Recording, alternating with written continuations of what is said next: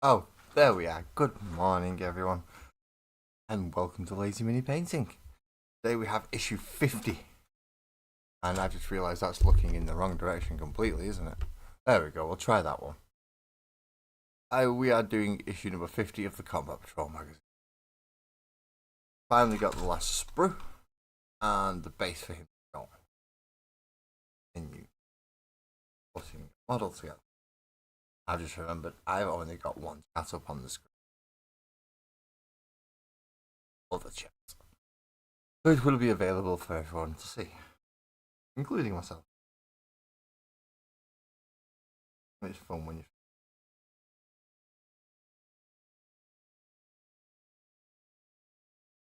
Let's see if it's actually going to let me watch me this time. Because it doesn't like me sometimes. Oh. Doesn't like me, but.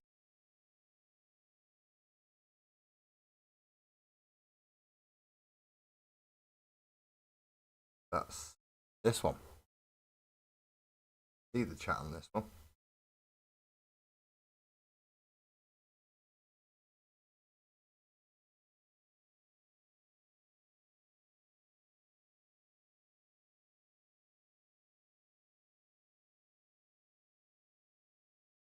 Oh, come on, don't be silly with me.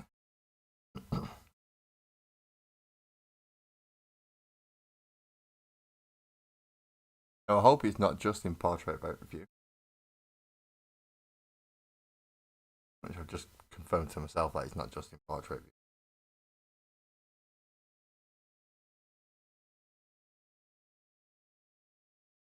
Hopefully this is going to send me to the portrait view. Yes, there we go. So now I can actually see chat going up and down for the portrait as well as for full screen. The things I have to do, and the things I have to do when I want to. Not been awake. So I hope everybody is doing well today. Had a good morning so far. Gotta pop that there so I can see the chat. Let's see what we get with Combat Patrol issue 50. Apart from the last sprue. And the base. And the base. Can't forget that. This issue is obviously the Deff Dread, Orc Culture, and Combat Patrol rules. Before we get started onto issue 50, tell us how to paint the Deff Dread. Or he's going to tell you how to paint the Deff Dread. He's not going to paint the Deff Dread. I'm going to ignore it and do it my own. But he's going to tell you how to paint it. I will cover that after I've built. So that means we'll go back to last week's issue, 249. I have my snips.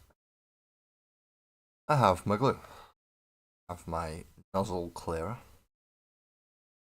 So I think pretty much all set to go now. Oh, I'm gonna get coffee first. I need some.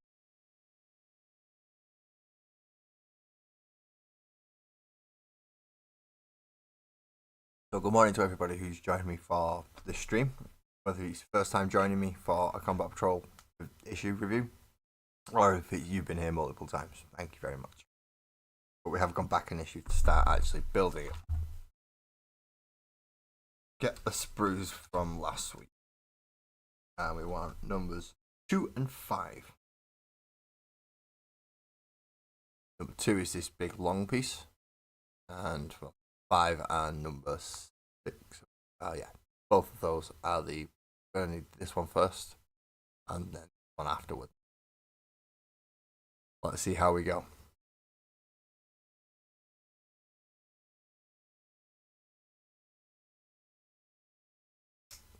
I would have done this last week had it give me all the sprues to do it with. Nope. They only give you some of the sprues. Have to wait till the.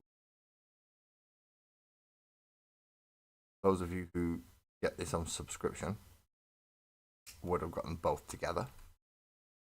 It's really nice and handy. Does help. if like me, going out to your local news agents each day, and then buying the as it comes out. And yeah, looking at I've got a wait a week section just like I am. All fun and games, eh? At least we get to find out what's coming in the next two. We have one more Arc model after this. Get it until way later. Kind of in the, like, we'll end up with a lot of the Votan first. Then we'll get Arcs. Boom Decker Snazwagon. Not much to go on. Not much really. Well over halfway through the series now.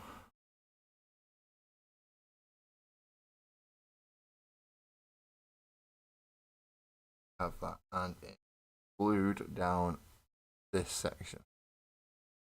So if you can see that, it gets glued down that bit. That should fit nicely in. They should fit nicely. We'll dry fit it first just to make sure. Yeah, that's going to fit onto there like so. It's going to look kind of like a Imperial Guard Sentinel. Just a bit. Clear my nozzle. Always nice to clear your nozzle.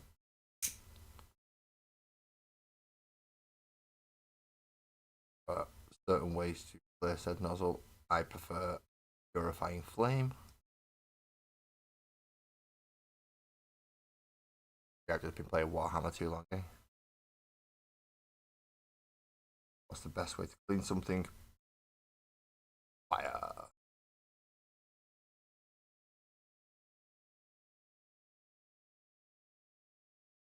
Glue along the edge there where it said. Went a minute ago. Good morning, Luke, and good morning, Cool Kid. Hello. Thank you for coming to join me. We've only just started building the Deff Dread, even though we've had two.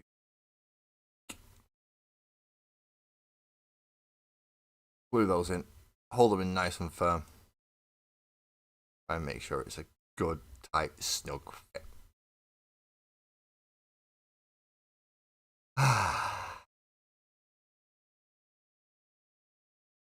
It is not fun building when you've only been away half an hour. Maybe an hour. Not sure. Not long enough. I hope you're all doing well today.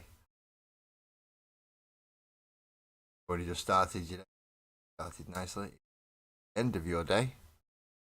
Then let's hope it's relaxing enough for you to chill.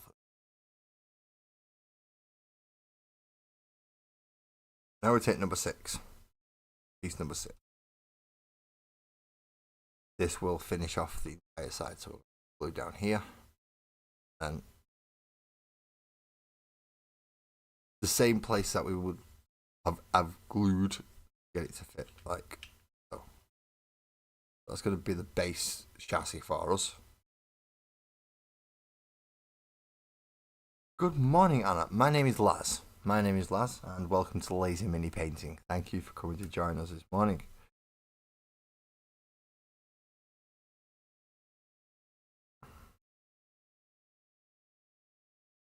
If you think you know me from elsewhere under a different name, please privately and we on that one. But if you've ever seen me on YouTube, I am Laz, which is short for green name, which was Lazarus. Painting. Oh wow, I've been doing it for a while now. I think I was having this discussion with one of the Discord members last night. About 4 years nearly. It's been a while. Now 2, 5 and 6 have been glued together. Now we need to go hunting for number 1 and number 7. Number 1's going to be the plate that covers up this hole at the bottom here. And so that's 7 for the plate. and one is the big top section. I can't remember which one was actually. It was 7. It was 7 that was on the sprue that we didn't get, because that is this right here. Very oddly shaped. But you can see the 2 semicircle sections that are going to go around the legs of the leg joints.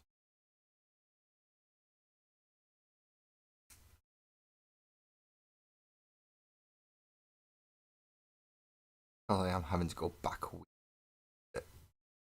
I will try and get through it as quick as I can. So please, those people who do remove mold lines and sit there and polish and make sure their models are all nice and neat, and I understand that I'm not sitting there with a scalpel with this or a sanding stick. I do not have the brain capacity this morning to do that, nor the time. I will try to get through to the model and I have enough time to cover what's in the actual magazine as well. If there are any stories, I will, as always, request for you to read those. Way you get to immerse yourself within the universe.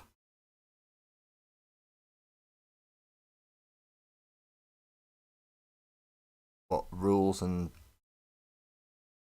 nice simple things. Rules aren't always simple. I will cover them. I will cover them all.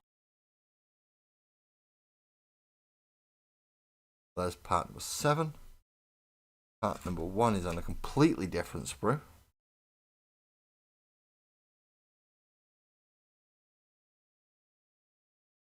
So here we go with flipping up part number 1. Why don't they put them in order? I have no idea. But they don't. You look round various different for all the different numbers, and then you still think you're going crazy when you can't find one. Realize you just right under your nose.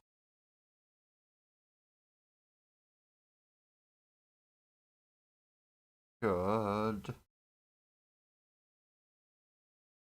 On here. Ah, have I got it the wrong way?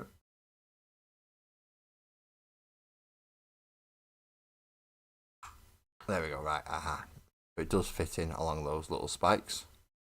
They just go right up inside into. It is doable. It's telling us to go along this edge.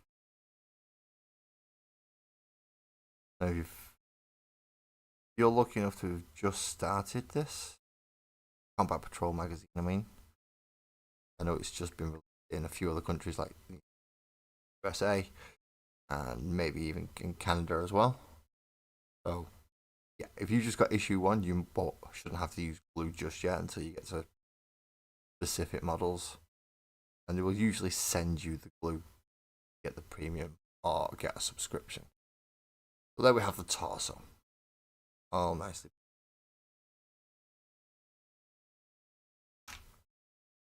Then have we dice out of the way. Section is building up all the exhaust packs. Okay, 40 and 38.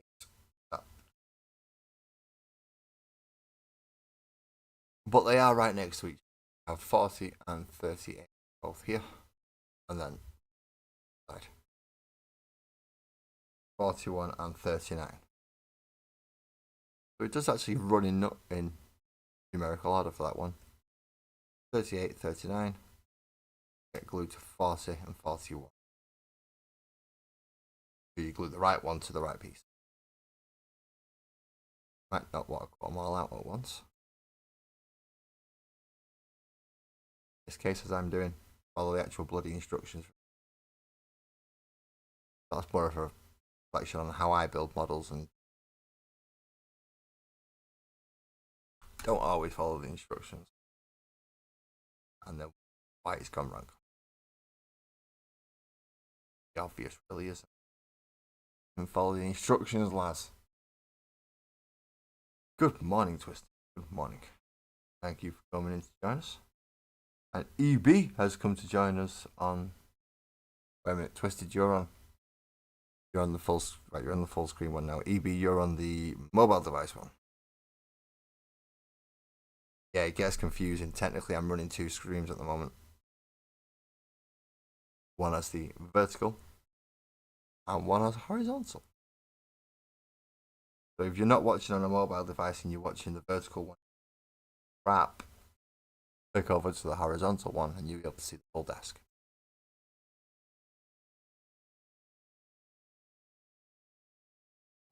Yes, EB, we are doing it in a short format for a reason. If I click dual stream, it allows me to do a stream in both short format and widescreen format. Happening in both at the moment. 40 and 38. Then we need to find 48 and 83. They are going to be on here somewhere. There's 84. There's 49. Okay, so maybe they're not going to be on this. 48 and 83. There we go. They're on the same sprues as the backpack. The other one, however, is on a different sprue. I have to build the little box section and then go to a different sprue to find the exhaust sections.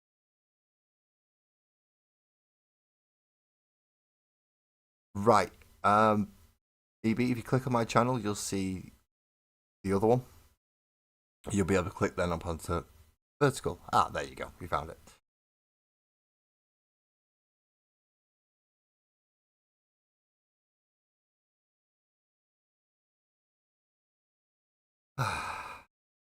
It confused me when I first did it yesterday as well.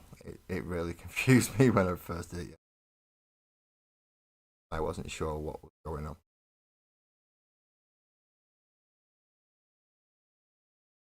Somebody very kindly pointed out to me, it's like, no, you're on two different streams. And what?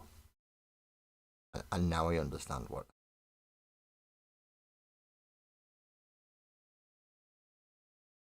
$48, which will glue in to a very, very small section here. So tiny, it's ridiculous. But there is two little peg. Well, there's a peg and a hole. Put the peg in the hole. Same again with. But this one's going to be close to it, so careful that you don't knock the one out like you've just done. I don't mean knock it out like power, right? I mean you don't knock it out of place.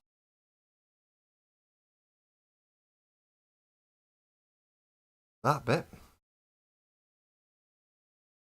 Then it gets glued into two little windows on the back of this. And they get glued into there. Easy. Yes. Messing up 90% of the builds that he does. Well, not messing up, I just lazify them. Don't always follow instructions, particularly when painting. Well, I'll talk you through the painting section of this, and I'm not going to be doing it. All my orcs are waiting for October. All of them. Including Lasgull and the Stomper, and however much I can get through in October. October, sorry. That's that bit done, so 39 and 41 to do the base box. And I don't mean something that goes not that type of base box. Box at the bottom. And I know there's some of you have only just found me and you only just started watching. What the hell is I on about? I don't know half the time. Things come into my head. Things sometimes don't come into my head and bypass it completely and just go straight to my mouth.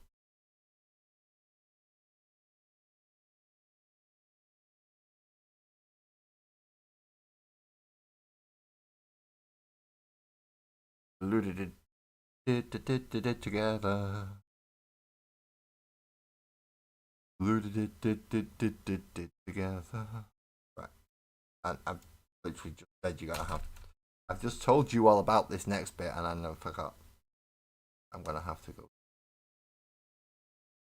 Now, 49 and 84, which are higher pieces, are on the same sprue as a little skull face thing. Well, orc face. Orc face? Gork face? The front of him. Thing that we'll be getting on later. But them other two bits were in full sections. And 84 is the one with the three chimneys and the round metal piece. Ah.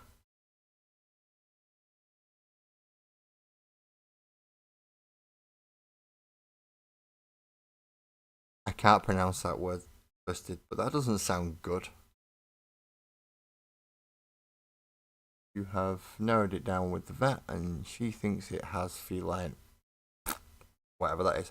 Anthony, good morning, D. How you doing, man?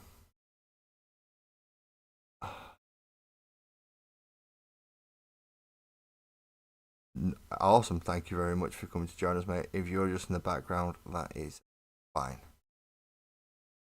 It means you're not going to start shouting at me for doing things. You have not shaved that mouth line. I know. I'm half asleep. I just concentrating is not coming freely to me at the moment. It's not even clocked into my head fully that I'm looking at two.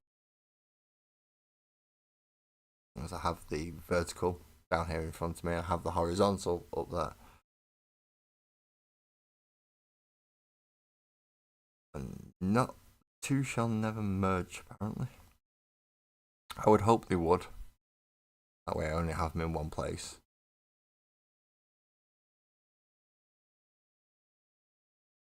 Oh, poor little kitty. Neurological disorders. I have one. Well, I get into the neurological section. Actually, a non-epileptic. Still not fun. Medications, not great. Especially when you need stuff in the morning. And you feel like you just diazepam.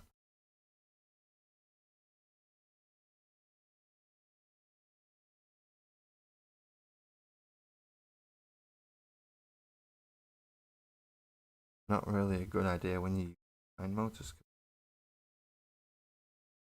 Well, snips. I'm trying to cut small little pieces out.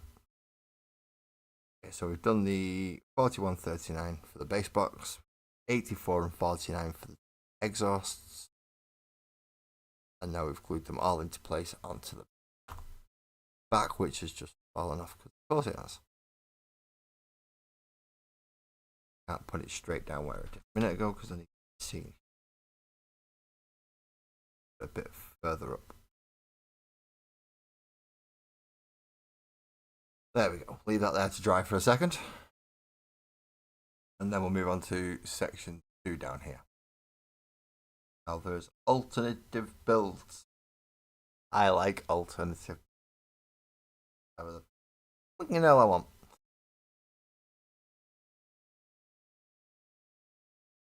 Either clip. But no matter what, you have to clip out section 20, 18, 19, 20, and 21. Regardless of what the feet are going to look like, those are going to be sections. 19, 20, and 21. Have 20, 21. Have the weird, like, shapy things. 18 and 19 else. says we need to do 18 first, so gotta find it.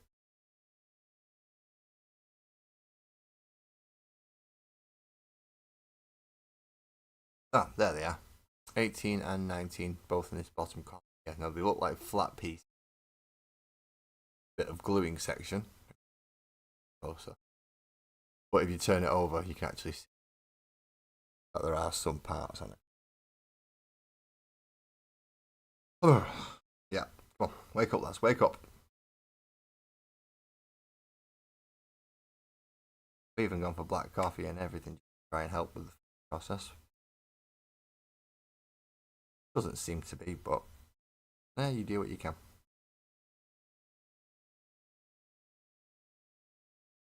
I have a feeling D has already painted 4 different models while I've been flipping bits. Putting most painters that I've ever seen to shame with just sheer volume of none paid for.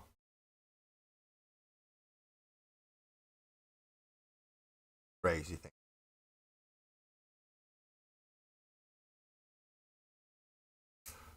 Flip out number 21st, 18th, go on to that. There will only one of those two fit.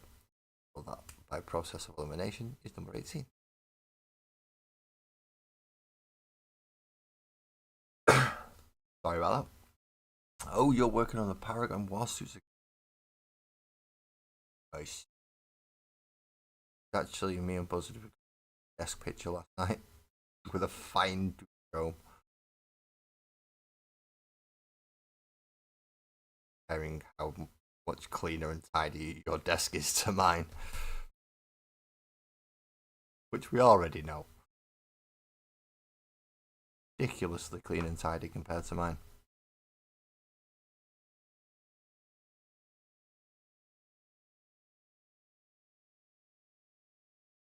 You're only on 361 so far for this year. Just let that sink in. For this year. That's not to mention the 500, well, near enough 500 you painted last year. Oh, speaking of last year, I've still got sanitary thing. And I don't mean my secret sanity thing. I don't have enough subscribers. Doesn't mean to say that I'm not just like you. Subscribe to all the channel. At the end of the just sit in front of it. Dan, good morning. Oh, wow, really good morning. What the? Are you okay, mate? Oh, you're on your way to work? But work, I thought was your work. You got a job?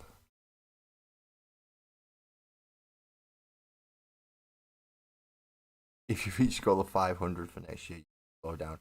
You might get it this year if you choose the right units and right models.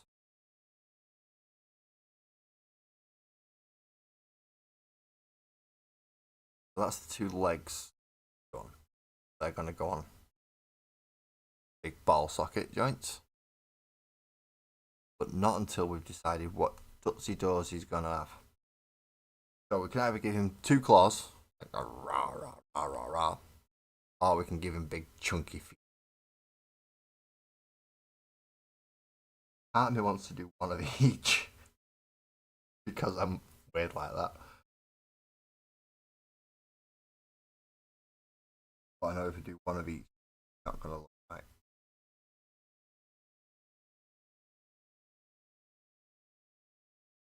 14, 15, 16, and then 17. That'll make up Glory. Oh, there it is. But what are the big docking daft clunky things? Oh, there they are. Which are 50 and 51. Now they're big clunkies. That's because my microphone's been moved. I don't get the light to it anymore. No, those are the big clunky bits there. I'm gonna go for them. They look inherently more arc to me. Still got spikes on them. Look a little bit more ramshackle. Go for the big punchy tootsie toes. Probably aren't the best words to describe it, but for purposes of numbers, it's 50 and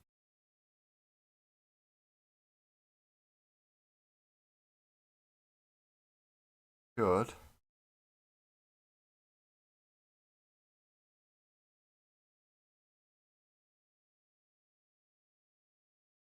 Not go on that bit. Should go on that bit there. Aha. Oh, so I can. You know, they are articulated before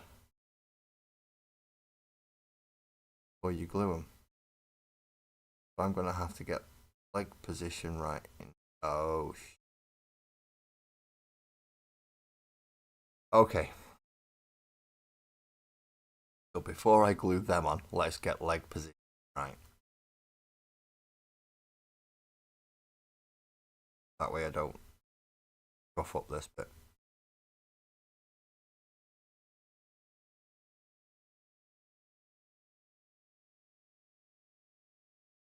Really easy to paying attention to it. Get that.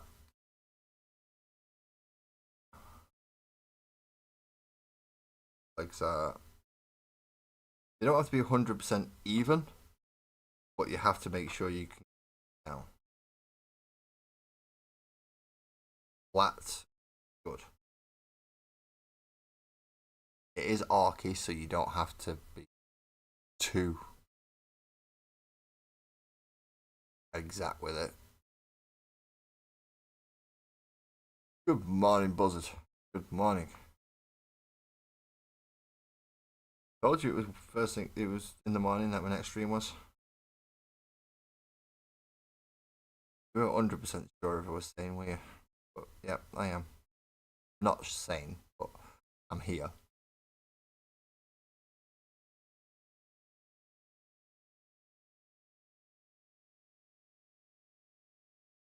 A little bit of glue on top of that. Hook his foot on. Hold him down. A little bit of glue on foot there. The other big punchy tootsie toe. Hook that on as well.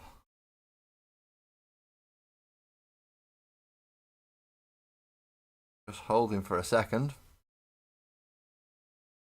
That is a good idea. Twisted. More coffee. We need more coffee. Dire need of more coffee. Doesn't mean we need more cafes. We've got about 6 of the damn thing in my local town.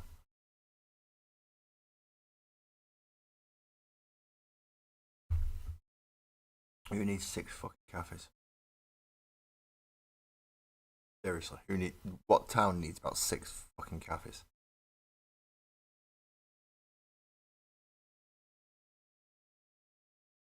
And not one of them's one that place called Starbucks. I mean, Starbucks make okay coffee, but Christ. Come on, I need you to. As I do. Nick. I used.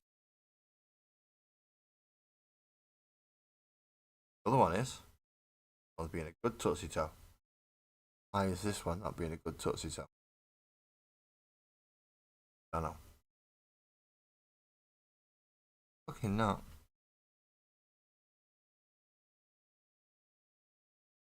Getting to the point where it's heading.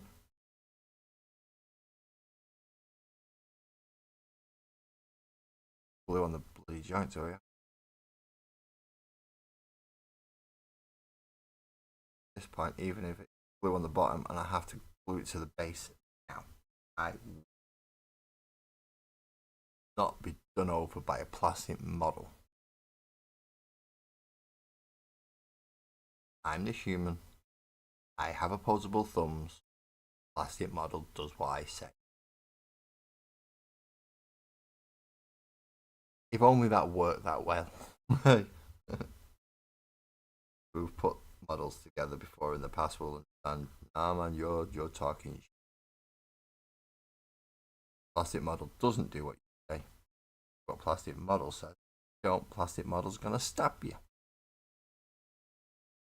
You're least expecting it. So that is first page of Deff Dread.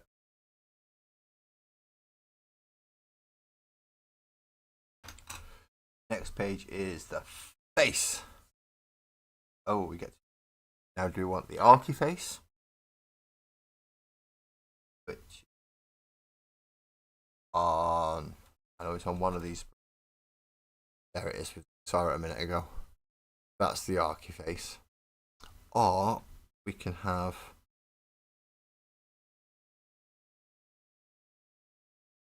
this little section, which is more of a panel and gubbins bit. Now, if we go for the arky face, will look better with the jutting out teeth. If we go for the other bit, we have to layer up about another 3. I'm going to go for the arky face. It looks more iconic for the Deff Dread, and it leaves me with better spare bits. I'm going to go for that reason. Spare bits are always good. Wish to build a couple of battle wagons. Arc face, I don't think would fit with a battle wagon as easy. It would fit wrong. So we're going to build it up as the blue section here. We need to clip out part number 33 first. Face that I've got in my hand.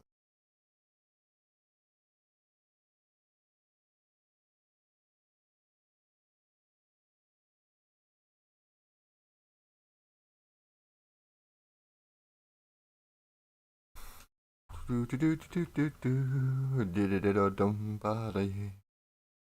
I'm going to glue the back of his face out because he's got a slot on his he's got a slot for it to go. Yes, I am that childish. I laughed at the word slot.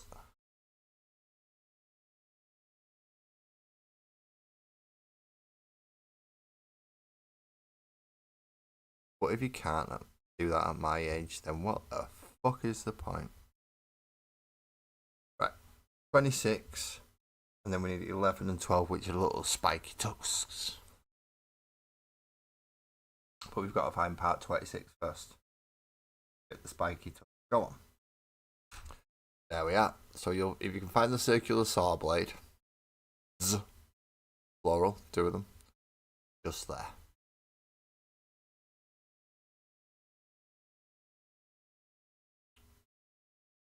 You have what on the t-shirt twisted?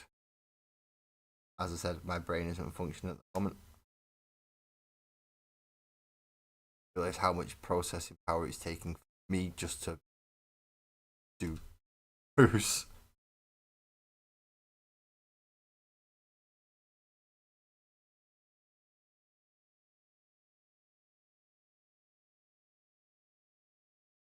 Why have I got a feeling that's... Yeah, that goes in there.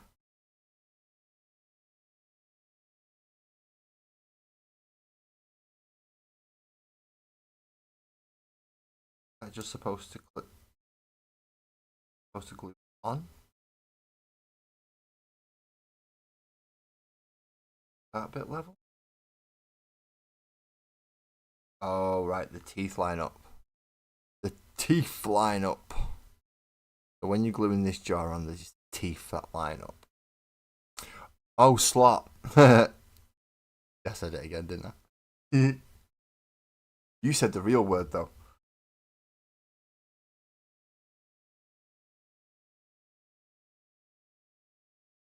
I just laughed because it was close.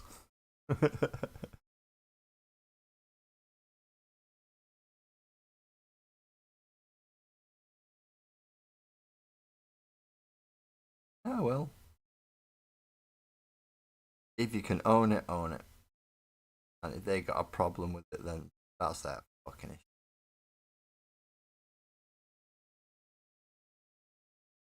Do us. It's a nose got a nice toothy grin on. Tusks. 12 is his left. 11 his right. 12 left. I right. You at me? You've done one of these before, by the way. Just because you're saying it's fun to, and I've only just noticed. Come on, give me a chance. I can barely see the thing in front of me. Never mind. Screen, fuck.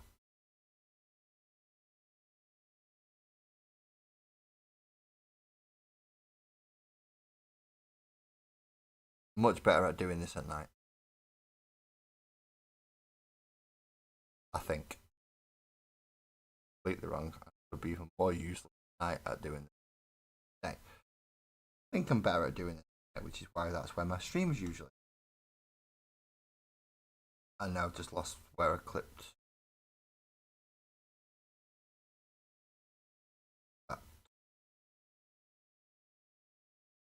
I mean, I've just completely lost it.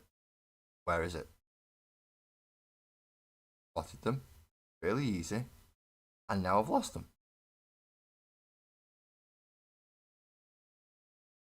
So I've lost more than the plot today. Lost a tusk. I clipped out 12. I should have it. There it is. There it is. Right in the corner. Hidden.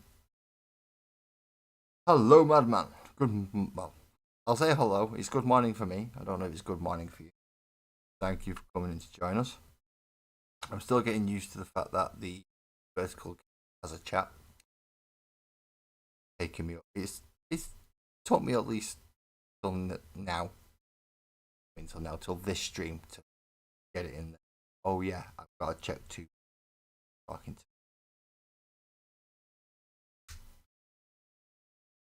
And vertical one happens to be one for me to glance at without making it as noticeable. How are you doing? First time talking. Thanks for joining us. Are you also a 40k player? Warhammer player with less? You might be grumbling now, going, "How dare you? I'm a one-page rules player." You apologise. I'm sorry you don't play. Joking. Do that a lot.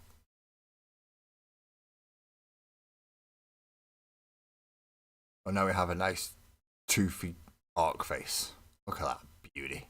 He's gorgeous, isn't he?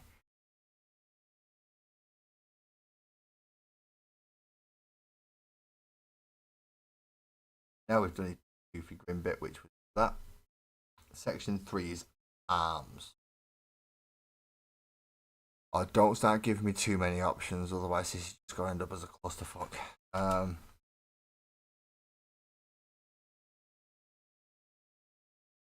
Right.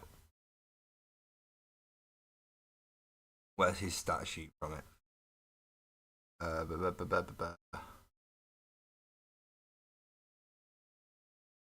Not giving me a this has so many of X, Y, Z. But I believe it only has. You can build it with 2 rockets and 2 arms. Oh, sorry, 2 guns and 2 arms. Or you can build it with 4 arms or 3 arms and 1 gun. So, what do I do? What do I do? Those of you who know me well enough know that I don't like following these instructions. I like making my own choices. But there's part of me that's saying, look, dickhead, if you only give it 2 arms, it ain't got 4 attacks anymore. 3. have 2 rockets. 2 rocket launchers. Deff Dreads don't always get to close combat. They get shot the fuck on the way. So, what do I do? What do I do? Right. We build the bases for the arms first. In this case, it's 85 and 86. Find those bits. Find those bits. Put them together. And then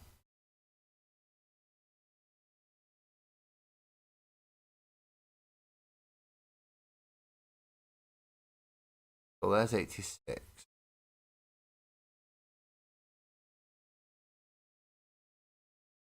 Please don't tell me you've labeled it all.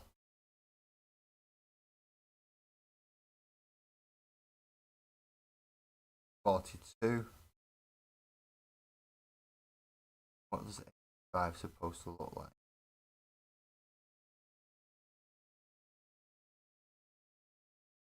Six. Oh, there it is. So that's 86.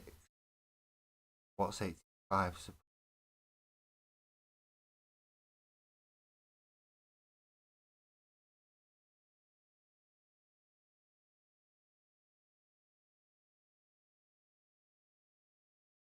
Aha, there it is. And what they've done is they've put the connection point right here next to the number.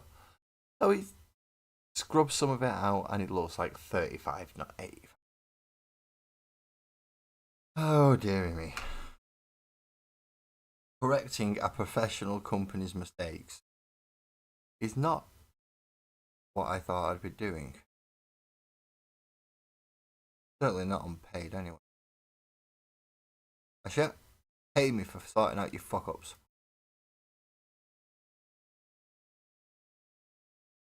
Come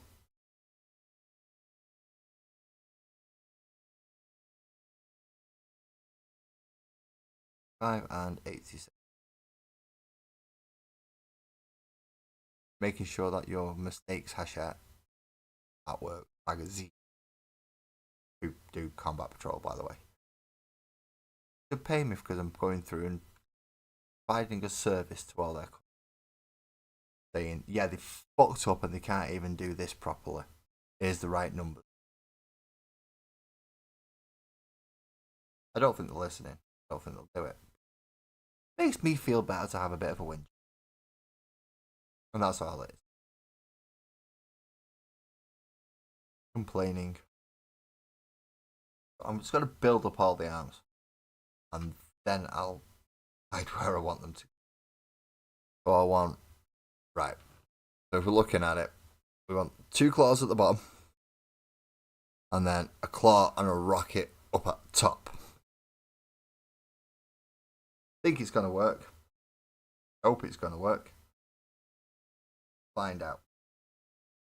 So this is one of the bottom ones. Has a smaller socket.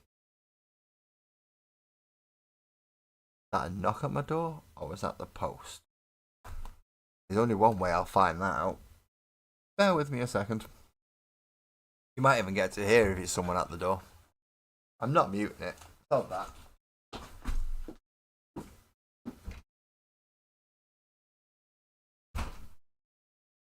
Although it's not anyone at the door.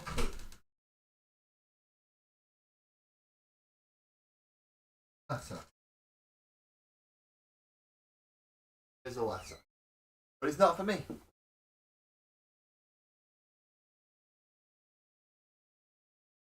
Oh, it was the postman. Sorry. Vivi Cakes. Hello. Well, this is issue 50, if you're watching. 49 and 50 if you're going for the Combat Patrol magazine.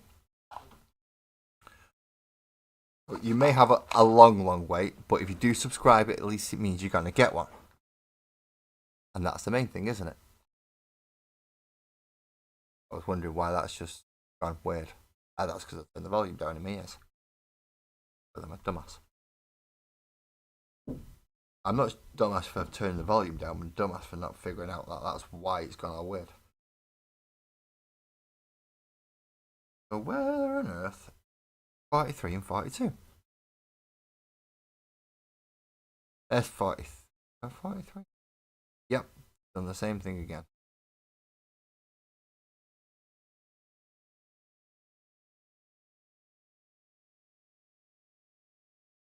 Yeah, that is definitely 40. That bit there, 43, and that tab will stop you seeing the bloody number. Oh, the chaplain on a bike. Now that is a nice model. Oh, Sparkles made me put them all away. I would grab mine out to go, yeah, I had fun doing that. But partner made me put them all away. All my Space Marines are locked in the box at the minute. As are all my Tyranids. The fun joy of doing a Hive Tyrant. Oh, that was amusing for me. Got 2 Tyrants out of 1 box, and being the Neuro Tyrant with a non-emissary head. No, a non-annihilator head. It looks weird, but it works. As far as I'm concerned. Still can't find this 42 though. Should be on here somewhere. Not on that one. It should be on one of these. There it is. 42. So it's on the same one as the boss pole, the big shooters, and all the armory panely bit.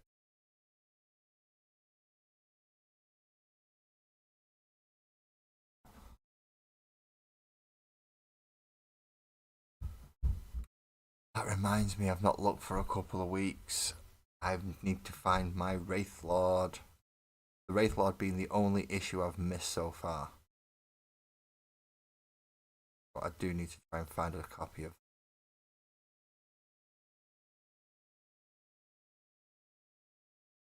But it's sold out every book.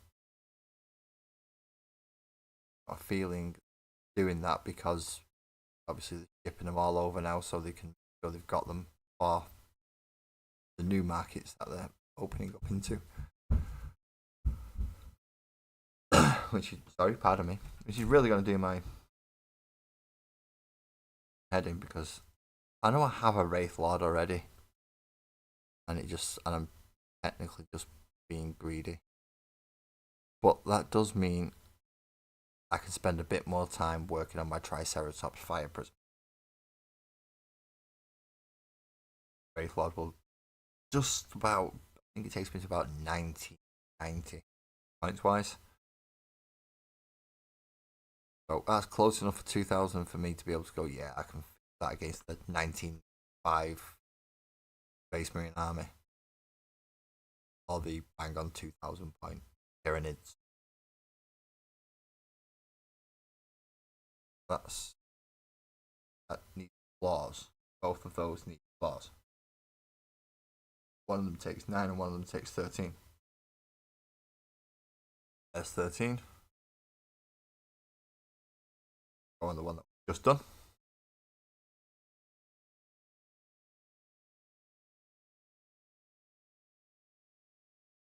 And there's 9 right next to it.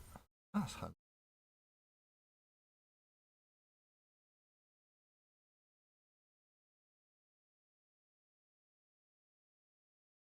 If you are lucky, cakes, then we'll start sending out in 4 batch issues. So when it comes to you getting this model, you'll get Death Copters and the Deff Dread at the same time. They're both spread over 2. Does make it easy to get all the issues together by subscription. Sometimes a good thing. Does mean you've got to have the money there ready for it to go out every bloody month. And you have to pay attention for them trying to dodge you out of money. They'll try and put extras on, like charge you for binders, charge you for expanding. Look, let's just say they're dodgy, alright.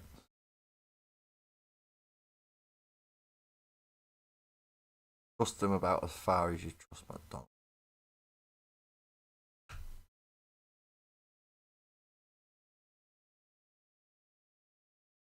Oh, D, you've got two lords and a nerd wraith knight. Oh, don't go telling me stuff like that. I've got time to go ask for presents. And these other stuff I want to spend it on Eldar. Nasty little knife it. But yeah. By that you can tell that Eldar aren't my first army. By that I mean they're not my main army.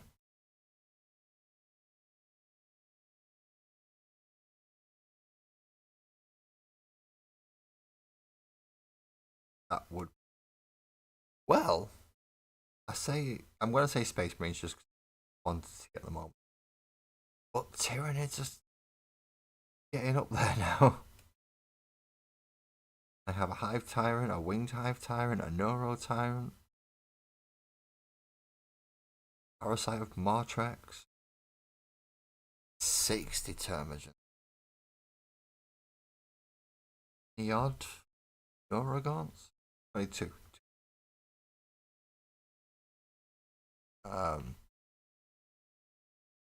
15 Von Ryan's Leapers, 3 Psychophage, 2 Screamer, 2 Narns. He's getting a bit out of hand with my Tyranids, I think.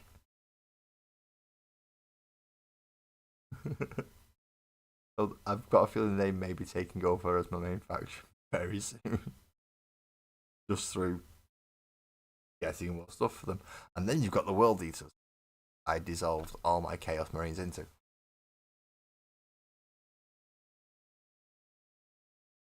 Buy a few proxy models. Ka-ching. I will have a 2,000 point World Eater army. So I've opted for choppy chainsaws at the bottom. Or circular saw blade.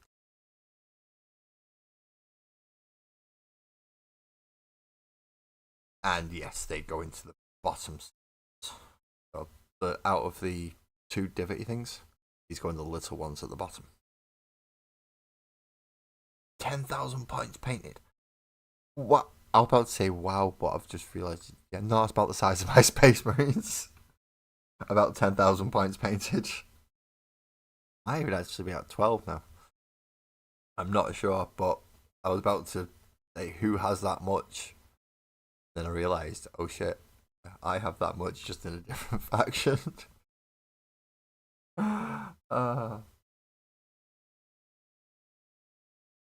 Active with the newer editions of my ARC models. Possible that I'm getting around out there with ARCs.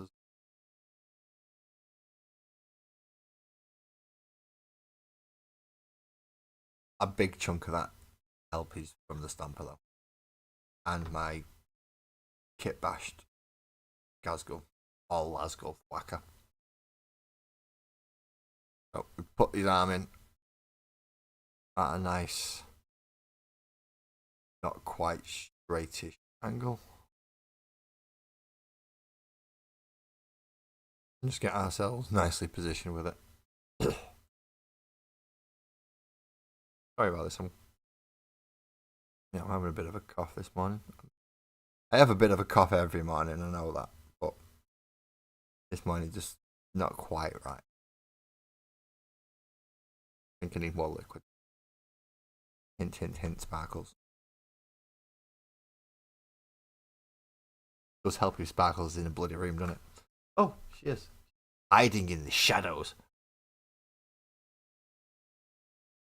Good morning, Joey. Good morning. I'm assuming you're on your way to work as well, which is why you're on the vertical cam.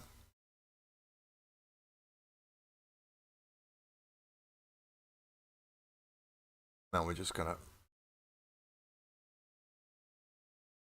slightly offset the arm again. Try and hold it in place until it bleeding dries. Again, it goes in the bottom slot. God, he's wide. Wide.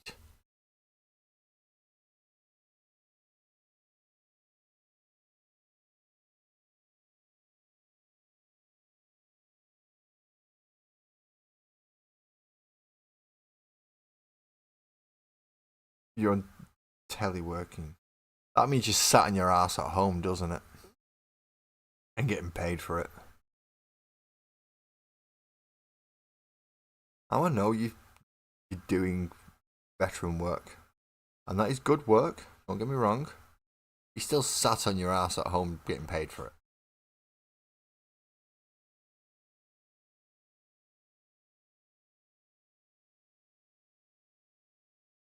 Oh, what have I got left to finish for Nids? I think I've got 20 termagants, a few ripper swarms. I've got some conversions to do for the winged primes. I'm turning them into melee warriors.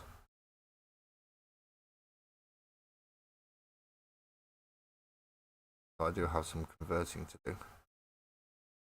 I'm just hoping I have enough swords from swords and spiky things, so I can take the wings off and put better arms on them. So that's another section. I'll work into that. And then I think that's everything. I have all the big bugs done. I did the... In fact, I flew through the Hive Tyrant, including the Kit Bash one. I had the Hive Tyrant put together before Monday stream. I had most of the parts ready for the Kit Bash. Glued all that together on Monday and got them both painted. Just because I've got a really easy paint job. I speed painted my grenades. A lot easier. Okay, so the big upper arms got the big balls on them. Yes, I said big balls. Good morning, Al. You've just seen the what now?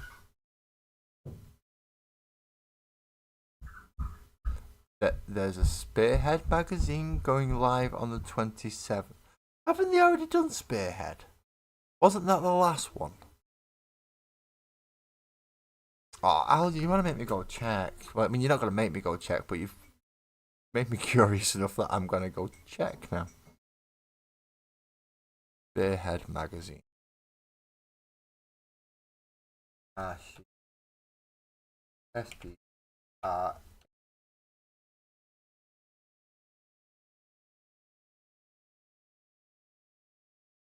I hope that's not someone at the door asking. Nope, it's an Amazon delivery. That'll do. Oh, Spearhead. Oh, this is an AOS one though. This is an AOS. This is an AOS. Oh, but you. Oh, have you seen what you get for the? Right, nope. Before I go looking through that, get this built, and then I'll go drool over that because it's got the most beautiful. You get a chaplain on a bike in Warhammer, but a chaplain on a dragon, far cool. And that's first premium thing that you get with it. That's as far as I got. Realise I'm going to have to turn it off, otherwise I'll be sat there going, oh, I want this one. I want this one. I don't even play Age of Sigmar, but I want that model. I'm going to have to work out whether or not it's going to be buy the damn model or get it through the magazine. Right, now I want one of these arms to have... Oh, these can't have the... Can they?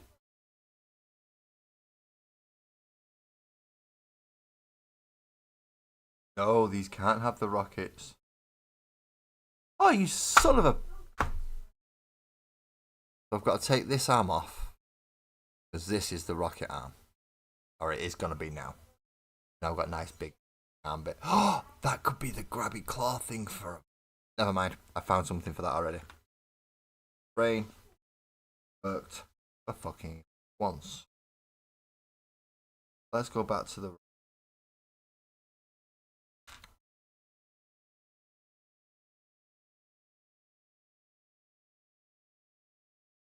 Oh, that was right. Yeah, see, I think in Spearhead was the last 40k one, not the last Age of Sigmar one. I'm gonna need the rocket, which is gonna be 70, 73, and 67. This is why you should really pay attention to what the fuck you're doing. Otherwise, you end up doing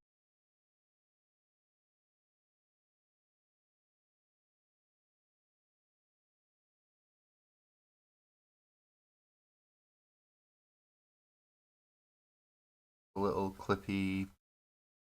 Is it just a little flat? So it's going to be one of those. 70 is going to be one of those. Neither one of them are numbered. How good, eh? How good. 73 is there, though. And 67 is the round little bit that is going to help it clip on. So one of the little nubbles. Got 3 there. Let's hope they actually label it enough. Flip out the rocket. And we have the options of big shooters, rockets, or custom mega blasters. I'm going for rockets because kind of that nice happy middle ground. It can possibly damage a tank. It will damage something infantry wise if it hits them.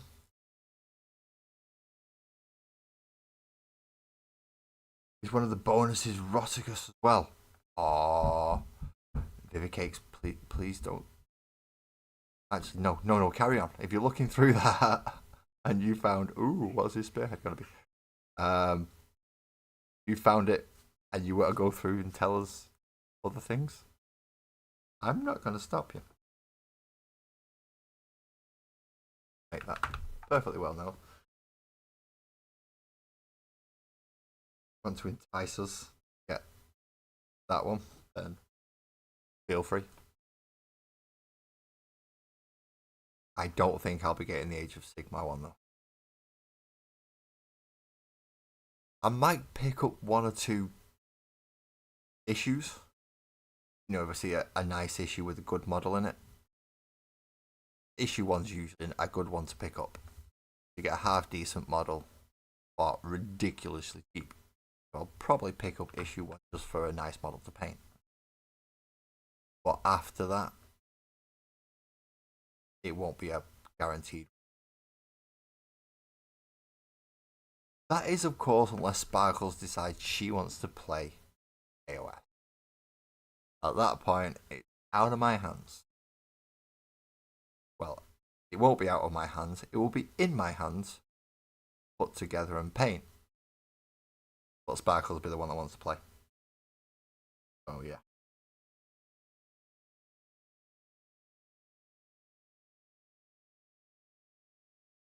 Have I just put the wrong rocket together?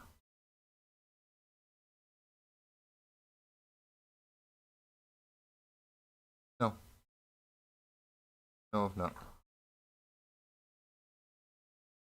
Just checking. Goes on with what should be one of these little weird, like half circle nubbly things. They're calling it 67. That one at the bottom. 64, 65, 66, 6.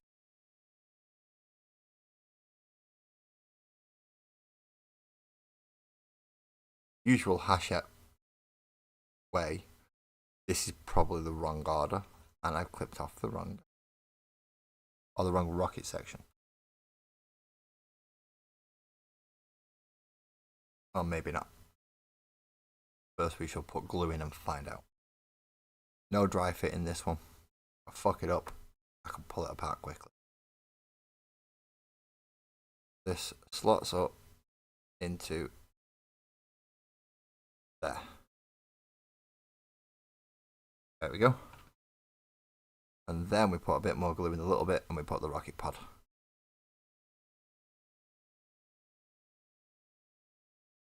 In there like so. Oh, go in, you little There we are. So now we have his little rocket pod. Tiny little rocket pod. 3 great big whopping hack and slash arms.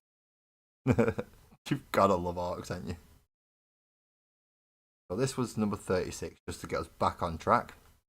As we're going for the upper arms now. 36. I've got 37 and 34 we need to find. 69, nice.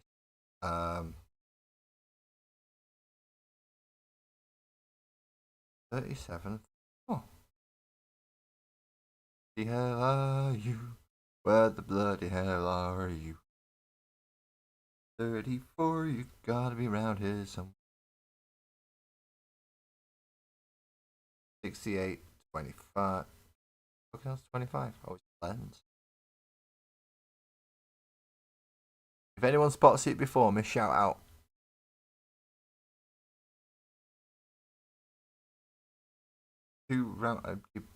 That's 37. 34 should be a very small bit. A curve section.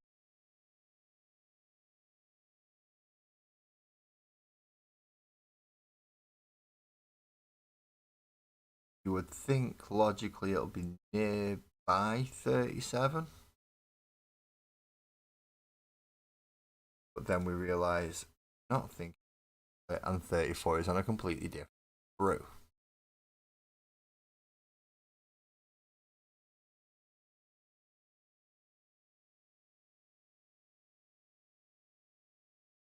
Flip 34 out just so we don't fucking lose.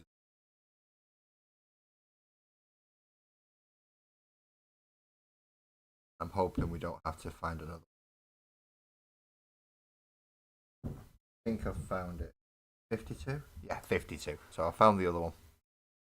And on the same sprue in a similar area. I've just got to remember that.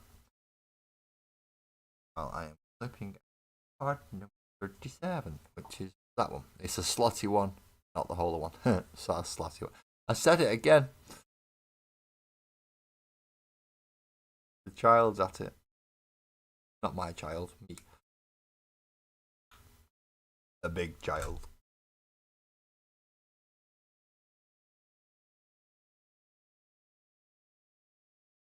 Saying this right now, it has a little hole in there up there, you see.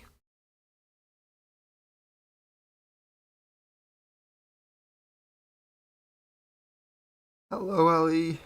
Good morning. And in that little hole up there, got a little pin or a little peg here. Can't see it on camera because it's too fucking tiny. Take my word for it, please. Got a little bit of dab glue in there. Get this bit. And you go to the other side. Same little slotty bit there. A little bit of dab glue in that one. And these should join up quite nicely within those slotty bits. In theory. Yeah, there we go. Now we have a nice big thick chunky hand to attach his nice big thick chunky claw to.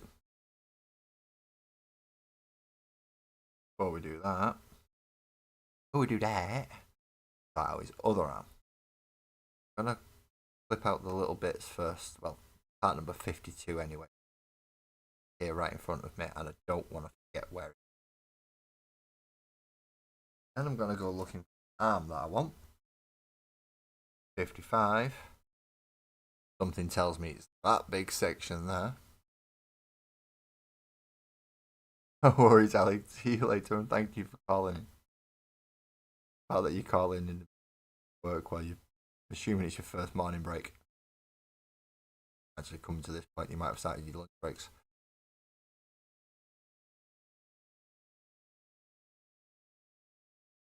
You'll be popping out another 5 models to go completed section. I know he's not actually going to be. I actually no, I don't. It might actually be 5 full complete models.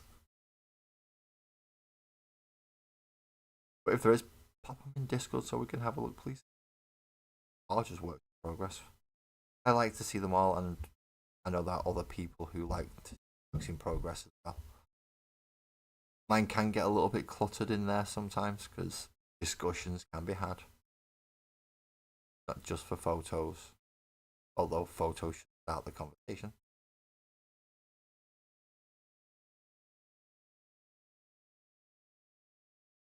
Right. Other big chunky bit, which is the one with holes in it this time. This one is number 54.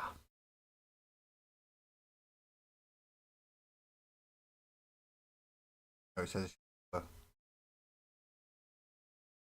53. What the? Look, that number underneath that tab says 54. It is the exact same piece that is telling me to clip out there. That is called number 53. As I said, Hachette part works sometimes don't get the number right. Being familiar with Games Workshop sprues, be able to look at the instructions and recognize a piece from its visuals as opposed to its number is useful.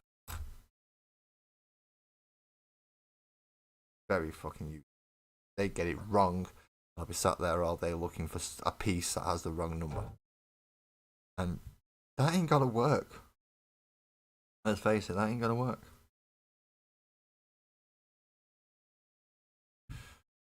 Again, line up your two little pegs.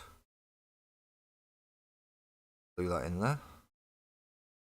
There isn't much more contact points to be able to glue the rest on, so you have to use that little peg. And the other contact points will come from applying this one. Kind of go together and hold on round.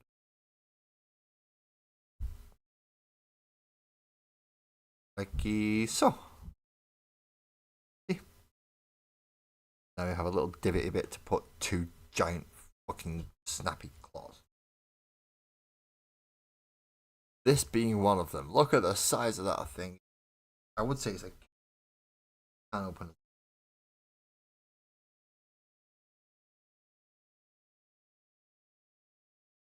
It's telling me to use the ones with the little saw blades in it, but I don't like the ones with saw blades in it.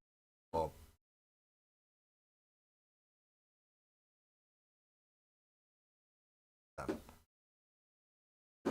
hello, mate.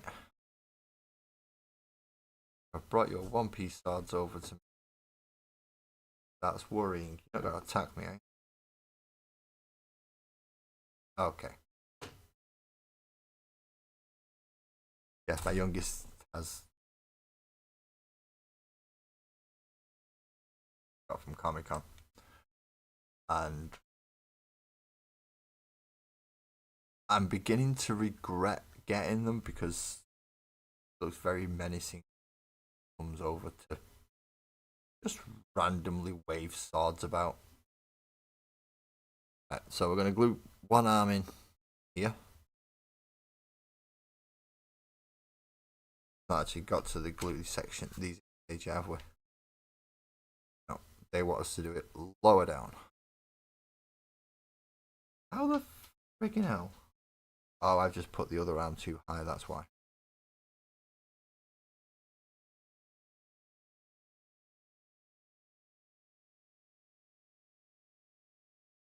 I have got it the right way around. Yeah.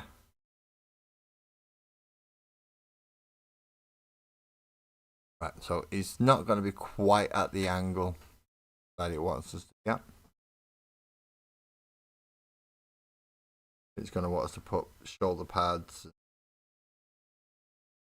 extra covering bits all over it, and I don't necessarily know if we'll have the room.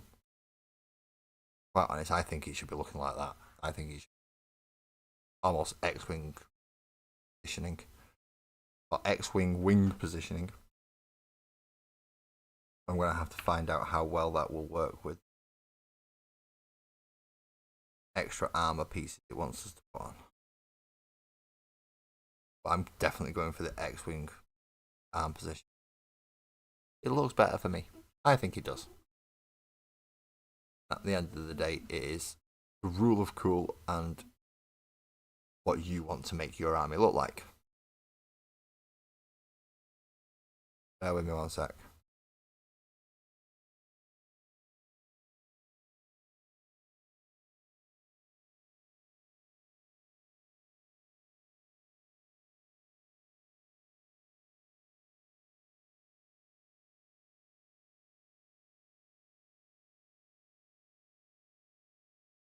Let's hold this in place and hope it works.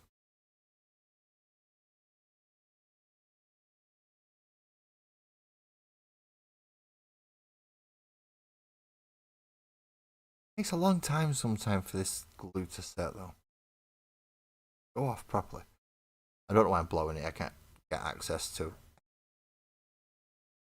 I'm just gonna have to put it down and wait. That's it. Put it down and wait. One thing I'm not very freaking good at. Waiting.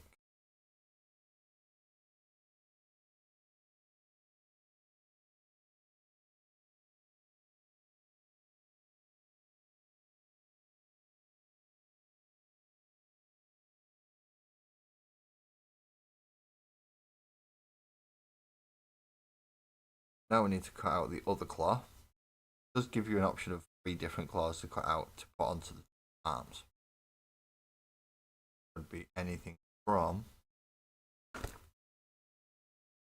10, 22 and 24. It says. So this one's going to be number 10.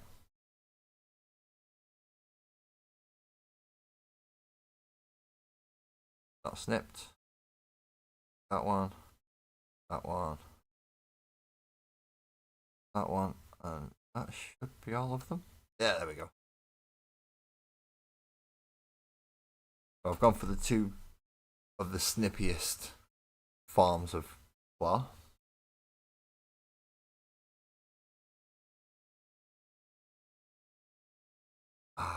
Just to have the option to print. I mean, he's already said he 3D printed the size for his Tyranid warriors, and if he case you're doing custom parts for your visitorial retinue, I would like a printer, but nowhere to put it.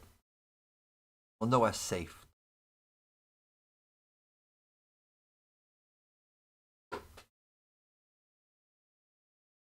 Glue these hands in, or claws in, shall I say. I'd get these up a lot. Slowly waking up though, so hopefully I'll start getting them right soon.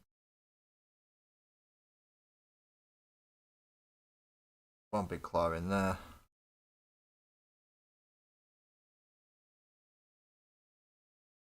One big claw in there, but that one needs holding.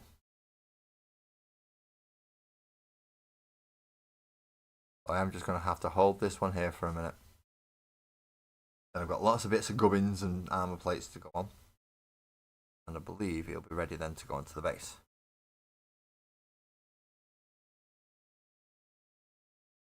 It's just gubbins and gubbins. Yeah. So he wants armor plates to go on the arm. What the little holes are for. That I've covered up.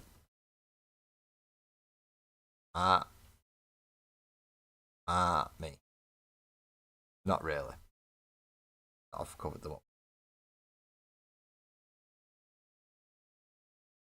That's not too bad. That's only little glyphs and you want 3 of them. The main bits are the huge shoulder pads. So I'm going to get to keep some of these little off glyphs. I'll put the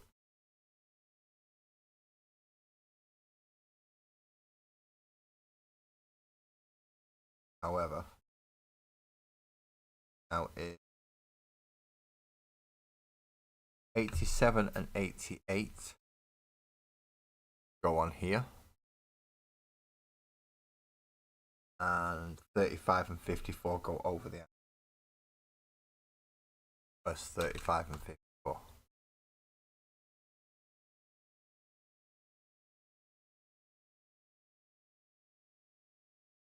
$35.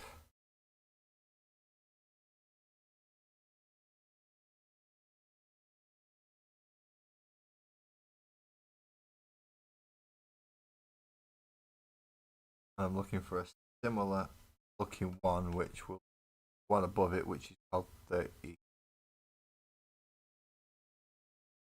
It's not labeled 54. Let's put it that way. Labeled something, but it's not labeled 50.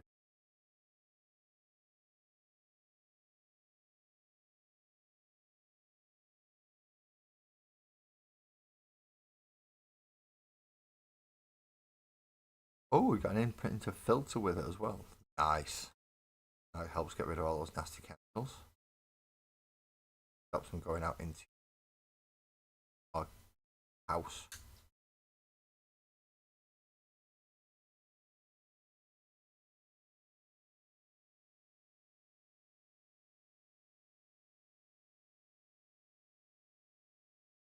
And she has a Deff Dread on Ryan's Leaper she accidentally steps on. Death Gripper. And the Brutalis Dreadnought is nice. I didn't want to pay for a Brutalis Dreadnought with the prices that Games Workshop charge for it. But I found a nice 3D printer place that had a bear. It was a large bear to start with. I just took it a little bit far, and now it's a fucking huge bear. Absolutely whoppingly massive. It was scary degree. So these are supposed to go on here somewhere.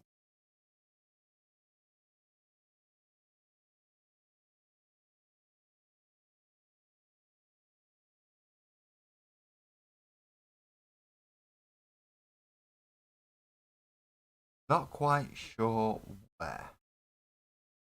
My arms are not at the same angle as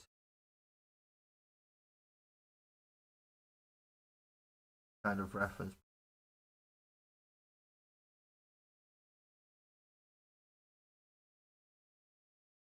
Supposed to go there, but that's going to get right in the way. The other shoulder pad that's going to fit in behind it, and that is going to be fun. Going to give me a better look of the other side. Because it's giving me a good look of this side, which is his right, but I'm trying to do his left.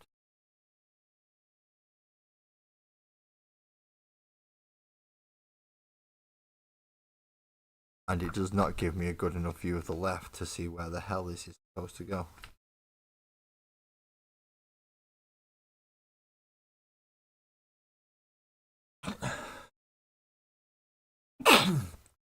Pardon me, sorry about that.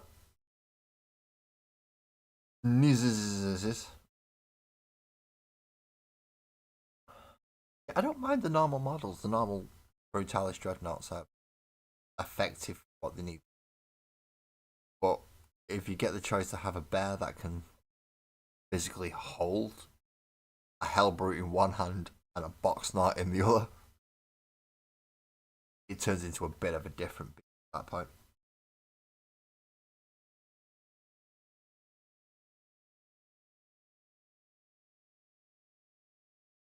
Put that panel on there just to make sure that it doesn't get in the way of upper panel. Enough room for it to go. Go there now. Don't know if that's the official place. Can't see the official place because got pictures from one side and not the other. Never. Nope. Not going to fit there, so it's going to have to go there. It's going to fit there.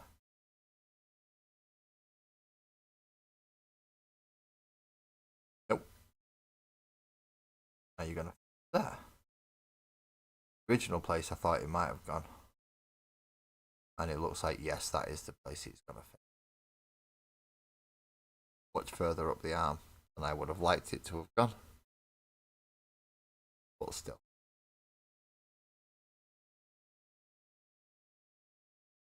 Oh, the normal Catachan models. Yeah, they are a bit old now.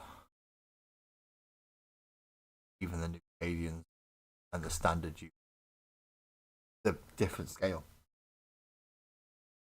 Marginally, just a little bit of a different scale, but they are a different scale. So the old Catachans, the big heads, big hands, happy with that either. How can you do Rambo dirty like that?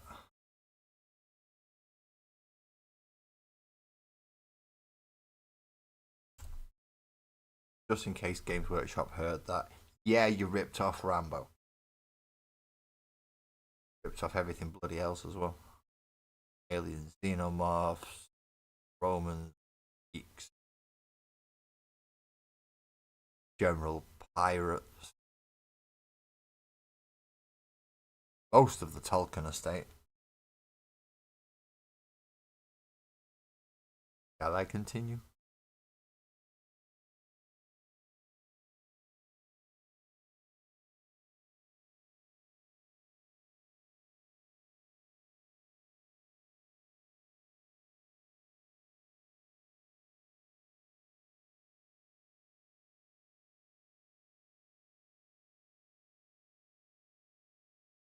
Well, not a shoulder pad, is it? It's more of an arm guard, this one. But I still need to get this glue in place. That's a 54 and 35 bit. Done.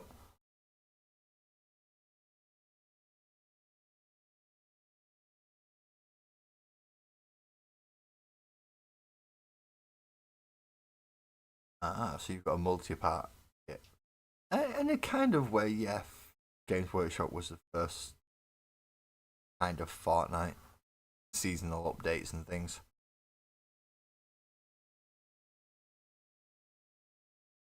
Although, was it? They got the idea after Dungeons and Dragons, so they've kind of got Gygax to blame for all this. Hello, pal, Gary Gygax, who hated Wizards so much he nerfed him in the first edition. I'm gonna glue it to the base to get it somewhere to stand. And I have to base over because I've realised it's not on the vertical. Just gonna hold him on for a moment so he stays on the base. That way I can use my left hand to actually have a cup of tea. Finish my coffee, I'm on for my tea.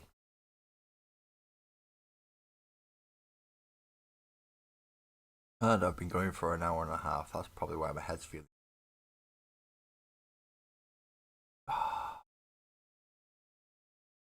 Stay there. I'm going to turn the page. Thank you. No, you're not, did you? I saw that. Lean back. Supposed to lean back.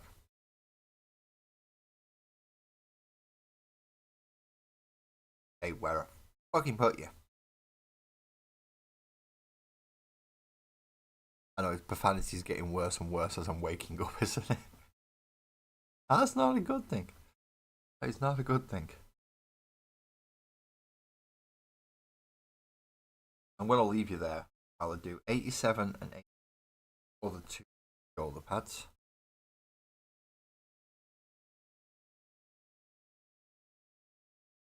Which go up here above those. Oh, that doesn't make it awkward at all, does it?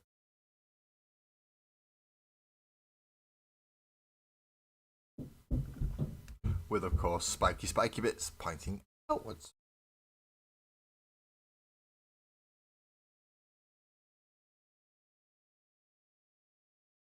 Saying there should be some simple or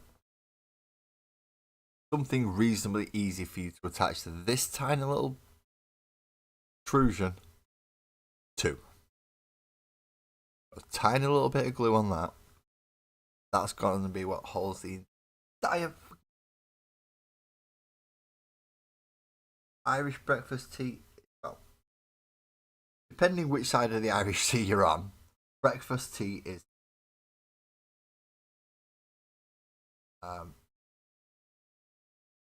I just happen to be on the other side of the Irish,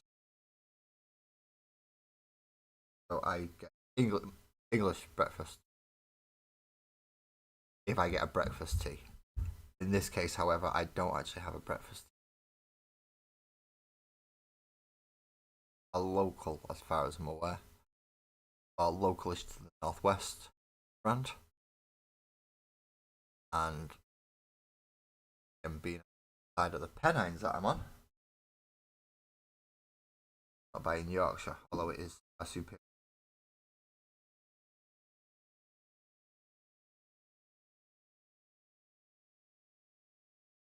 Pains me to say that.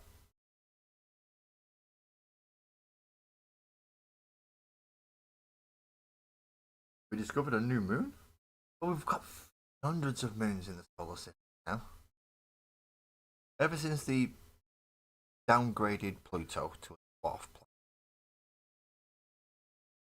I'm still pissed off about that. Ever since they downgraded Pluto to a dwarf planet, and you've been looking through Kuiper Belt and stuff, they have found so many moons. So many moons, so many dwarf planets. It's getting daft. I get to find out about this because Sparkles has into her space stuff. She has planetary.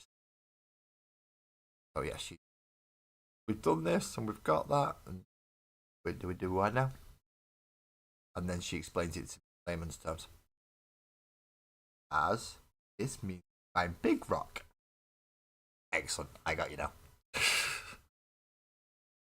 Obviously, she doesn't call me Laz, but you get the point. She puts it in dumb terms for me. What have I forgot to put on? I have so far put on lots of little greeblies, but one quite important greeble. So, a lot of the greeblies you don't have to put on. Yes, they can add flavour and flair, but you don't have to put them on. Some little greeblies, though, just don't look right with it. Now, drop into the war, boss voice. Go get the boss pole. Number. Boss number. Number lots. Boss pole. Forgot it. Goes in the slot on his back. Slot. Please don't ask why I did that. I have no idea either. Hopefully the mental report will come back soon and it will say I'm sane. Although I have my doubts.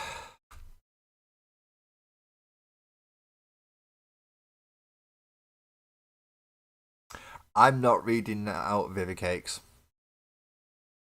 James Webb found nothing near my anus.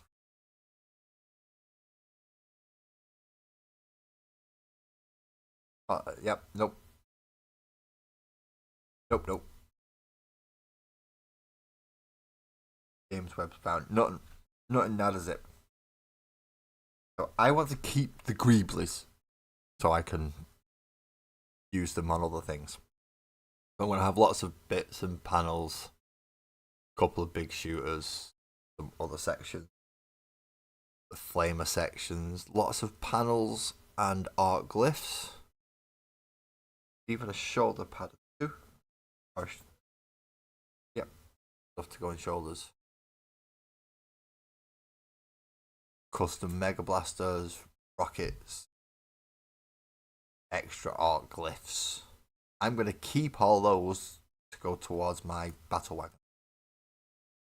You can, if you want, use those glyphs, and as it says here, 43, 44, 45, 27, all the way through 32. Little hooky hooks. Hooks. There you go. 27, 28, 29.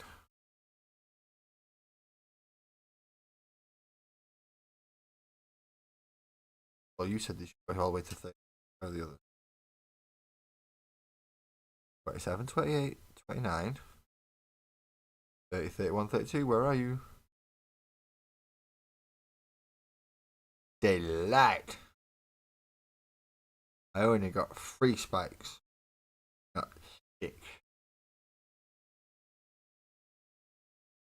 In fairness, it is only telling you to use 3 spikes. It's telling you to put 2 more on his bottom there, and then 1 No, just 2 on the bottom of his jaw. I'm actually gonna look at it and see how feasible it is. uh, and not rub my eyes because that is not a good idea. Right, so there we have one 99.9% built Deff Dread. As I said, I've not put greeblies on it, I've not put glyphs on it. Because I wish to save them for other things. I do have plenty of glyphs so that I can come back and reapply certain ones. Should I wish, but I want to save that right up until the point where I can go, right, I know what vehicles I've got. That's going to be nice to have as like a grabby arm. Ooh. I get so excited over so many simple things. So now have... Oh, this is part 1. Done that bit now. Okay. I get to move Spruce out of the way now, and we get to actually move on to today's issue. Issue 50. As I said, I'm going to talk through how they want you to paint him. And I'm going to ignore 90% of what they tell me and just do it my own way when I come round in October. So, as Hachette like you to do, paint your entire model black first. Don't bother trying to do anything like pre-shading or dry brushing to get to bring out your highlight levels. Don't try any of that. Just paint the damn thing black. Then, now it's all flat black. Go find the bits that you want to be painted metal, like the backs of his power pack, the bands around his teeth and bits around his eye, his claws if you put claws on his feet, and then his screws and bendy sections or hooks got in there. All the pistons, claws, and exhaust vents. And in this case, they've also done the actual top hatch.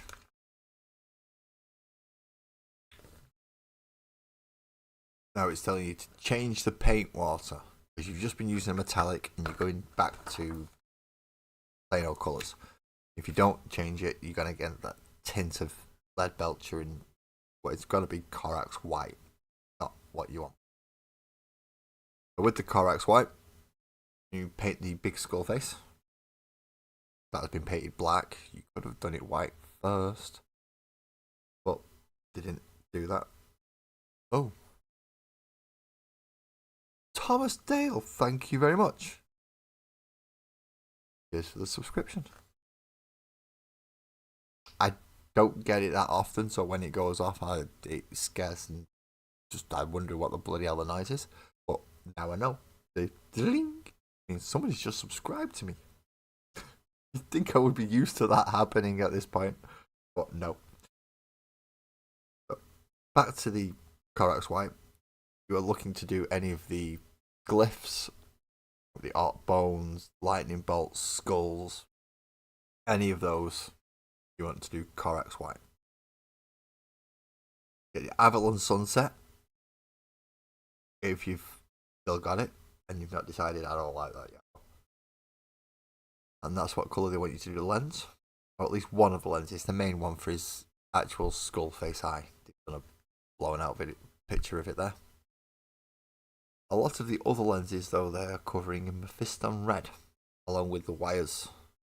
They're also doing Mephiston Red. That's very samey for a lot of wires. Okay. And lastly, for the base layer paints, you go for your Wraithbone. Got your straps and bands that hold on, that are holding things together. So anything that looks like it's like a bit of a bandage or a cloth that's wrapped round, get that. And the 2 big tusks. They've come from an animal. So the 2 big tusks are also done in Wraithbone. Or if you're a normal person, ivory. Lots of ivory. Ivory is my favourite colour. Then because they've give you shades now and they think, well, you've got them all, so you must be able to do it. They want you to null oil all the metal bits. All the metal bits, and quite honest, probably the black bits as well. Oh, in this case, they're even asking you to do the lower jaw and the skull face, so you null oil most of the model. Is it going to agrax anything? I would assume it would. But once you finish null oiling the model, everything except for the eye, the yellow eye, you don't null oil. And the tusks and anything wraithbone and the eye. Yellow thing, ivory things, don't cover in null oil. They get Igrax Earthshade, goes you down for the tusks and the bands, and anything you want rusted, so some of the panels, some of the greeblies and art glyphs, Igrax Earthshade all over them, including the exhaust vents, boss pole, and any fabricy and tusk bits. The yellow eye, because they've not put a wash over that yet, they want you to use Reichland Flesh Shade, which will mean you're going back over it again with just a touch over the top with Avalon. But for highlighting the white face, I'm going to use Corax White and try and layer up over the higher areas, so you're leaving the washes in the recesses. Stormhost Silver for all the metal bits and the rivets and pins on these armor. So you want it to edge highlight, use the edge, so use the side of the brush, just run it along the lines, just to bring out the edges like they've been worn in. And obviously the little rivets can, the little dots, you might well use something like a thinner brush or a smaller brush, or maybe a cocktail stick. Good morning, Lee. Good morning. I hope you're doing well. Then to base it, it's very simple for how they want you to base it. Was it Sterling Mud? Or was it the other one? No, it was the Astro Granite. So you apply the Astro Granite quite lavishly. Then once it's dried, you just give it a light dry brush, either a Smillest Iron Grey, or, as I do a lot, Ivory. Whichever one you want to use to help bring out the raised layers. But the Astro Granite's pretty much painted already, if you are okay with that colour. If not, paint it black, then work up the layers, going from either a grey to a white, or an ivory, slightly lighter ivory, depending on how you wish. By that point, you should have 20 boys, an Orc Warboss, Mega Armour, couple of knobs, and 18 boys, couple of knobs, and a Warboss in Mega Armour, along with your Deff Dread and your 3 Deathcopters. Not painted yet, I'm waiting for October. Gonna do Orcs going October. So by the end of painting,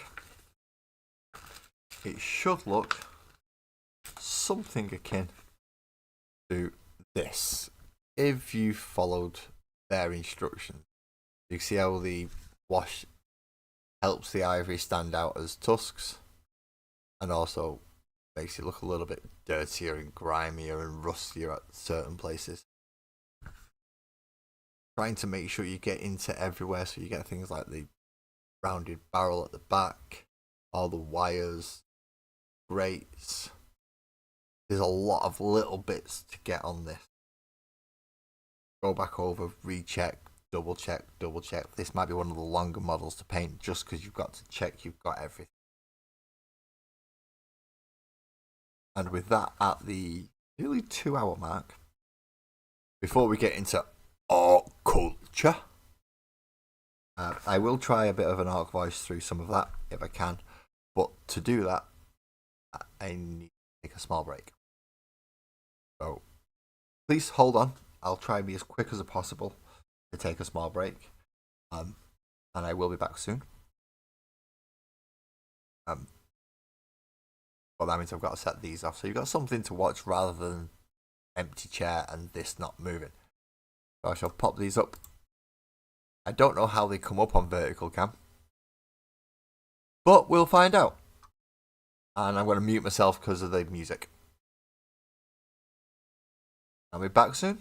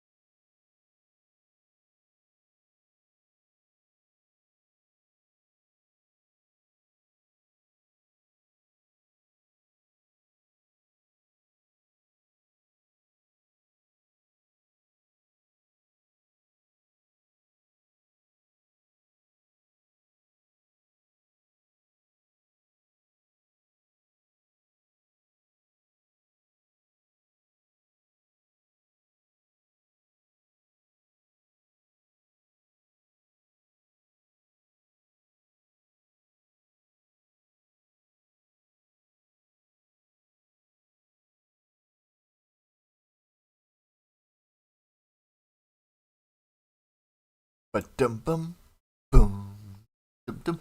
Hello, I'm back. Thought you won't be too long. Drinking lots and lots of fluids in the morning. Nice. So we are now back to orc culture. Now I'm going to do it in an orc voice. I'm going to have to prepare myself.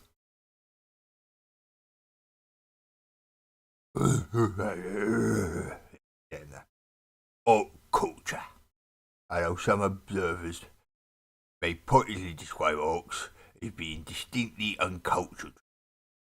They have a very complex identity and considerable range of interesting cultural practices. All orcs get their identities from different parts of society to which they belong. At the lowest level, each orc will be part of a warband, maybe as small as a few units or as large as the size of an army. All warbands are given an area. In any given area, constitute a tribe. Tribe will be led by a warbush, who has the authority and the biggest, choppiest chopper. Those sharp, shared goals, and to send the tribe to war. Each tribe also belongs to a clan, and the entire galaxy. And members of a clan share a cultural identity with each other. This is particularly obvious in their fighting approaches. Different fighting approaches. No-nonsense Goths favour only the most brutal, direct, and brutal of strategies, while members of the Nazak clan are usually sneaky. Snakebite clan are obsessive hunters, tamers of wild beasts, and so on. That is the old culture. And my attempts at an art voice.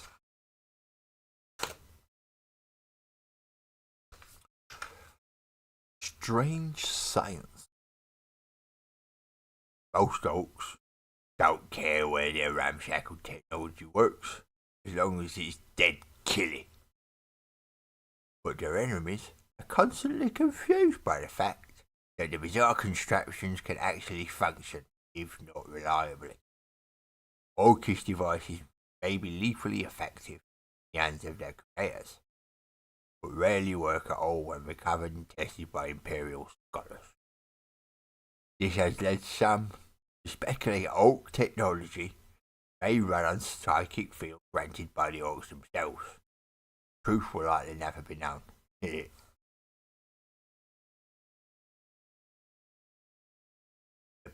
power of colour. Of all the orcs' superstitions, one of the most significant is the great faith they place in the supernatural powers of colour. The orcs believe that every hero has his own special property, which he can impart on a bearer or their gear if slapped on the qualities. The resulting riot of colour they take to the battlefield may look strange, but their foes, very strange foes really. But orcs, a good coat of the right paint is just as important a part of the war gear, a proper sharp chopper, or a spare slugger clip or three. Red is speed. Red is the quickest and the speediest colour that you can paint your wagon, because everyone knows that red ones go faster. Yellow is for wealth. Yellow is the snazziest colour and is used by flash kits for showing off and boasting. Green is the best. Green is obviously the best colour out of all of them, because that's what colour orcs is. Blue is lucky. Blue is the luckiest colour. Nobody wearing blue never complained of being killed by bad luck. Purple is sneaky. Purple is the sneakiest colour. Never seen a purple orc, have you? Exactly.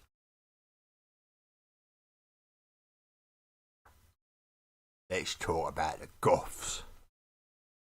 Orcs of the Goth clan, found anywhere in the galaxy, dressed in black and carrying massive choppers. These clothes come by enthusiasts. More than a match for anyone who thinks they're hard enough. The Goths are one of the largest and most feared orc clans in the galaxy. They have a straightforward approach to war and are famous for wearing drab black clothes instead of anything more flamboyant, mucking around, or showing off. Most of their warriors wear horned helms, all the better to deliver brutal headbutts to anyone who gets in their way. Whoosh! See? Stick it to them. Or just happens to be nearby. Stick him on. Goths prefer to fight in huge infantry formations, with little regard for formal strategy, often appearing much more like a highly mobile riot than a proper army.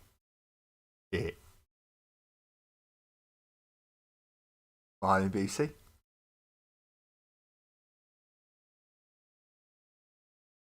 No, I'm not going to do this for my art. I'm reading about orcs. I've got to do an art voice. The Goths' unforgiving approach to the battle leads them suffering a hugely dreadful casualty, even for orcs. Only the toughest and strongest survive in the Goth clan. Most orcs are lost in the carnage of battle. But the survivors also face a culture of endless infighting, lethal squabbling. Get my chopper, I know I want it back. This leads to a higher concentration of knobs. Than most other clans, along with some of the most brutal war bosses that can be found anywhere.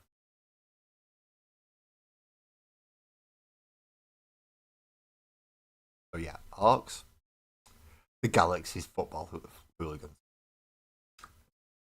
And usually always depicted with a British accent. Rather insulting, actually. Oakiest of oaks. Orcs are known for being stumpy, fighty, and bashy, while some orc clans are known for mixing these with other traits, like being sneaky, stumpy, fighty, and bashy. The Goths are simply the stumpiest, the fightiest, and the bashiest of all. They prefer to use direct, abrupt assaults without having to spend any time on tedious plans or strategies. Nothing more than a good scrap, very little excuse to get stuck into anyone who happens to stand in their way. You like a good war. Goth technology. Although they are a fighting focus, the Goths still use technology to further their brutal campaigns. It should come as no surprise that they take a particular delight in many of the more lethal orcish contraptions.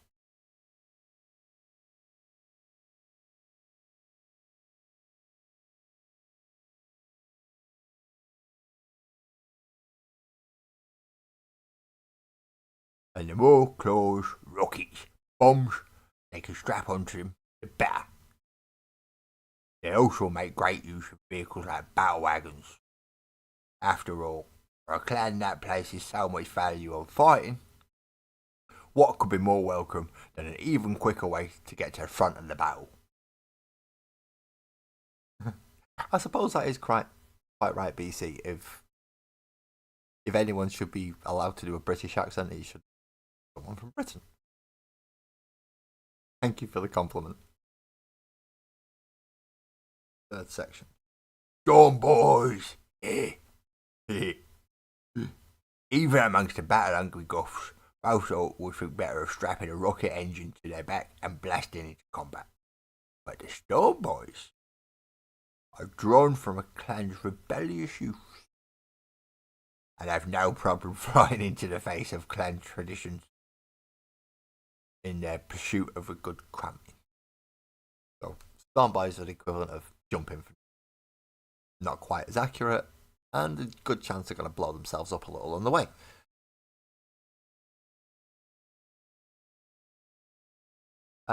Pip cheerio. Not so much anymore, BC. Not so much anymore. It's more, what do you think you're doing? Dickhead, get out of my way. Fucking stab you. That's more British now.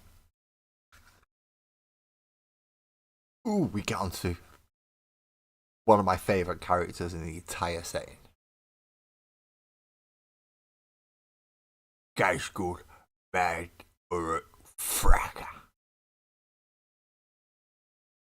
Prophet of Gork and Mork. Gaisgold believes that he's prophet of the old gods Gork and Mork. Whether or not this is strictly true, he has proven to be an excellent rabble-rouser, inspiring entire planets of orcs.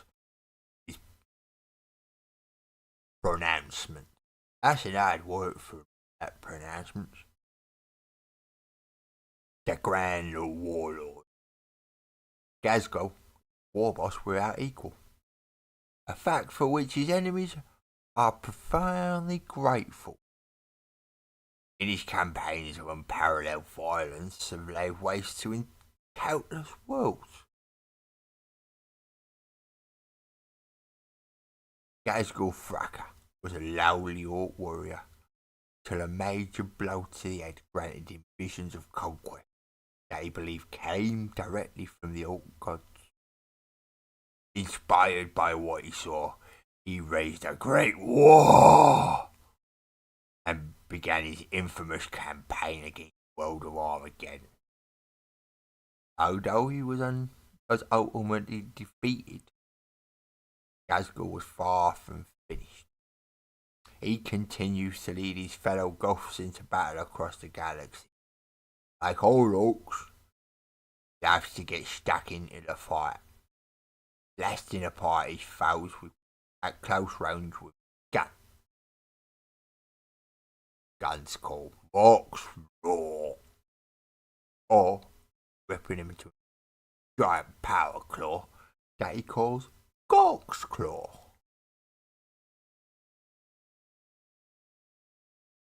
Big ducker, big choppy. Lots of smashing and stomping.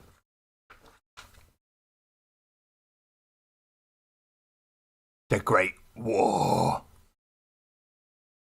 Gazgul's continuing crusade against absolutely everyone is far greater in scope than anything that his enemies had ever seen before. Where a normal war might consist of a single force attacking a single planet, or perhaps a planetary system, what Gazgul has achieved is a galaxy-spanning torrent of death and violence, with forces under his command wreaking havoc in every corner of the galaxy. The Imperium had been absolutely confounded by the scale of Gazgul's campaign, tried but failed to stamp out Gazgul's forces.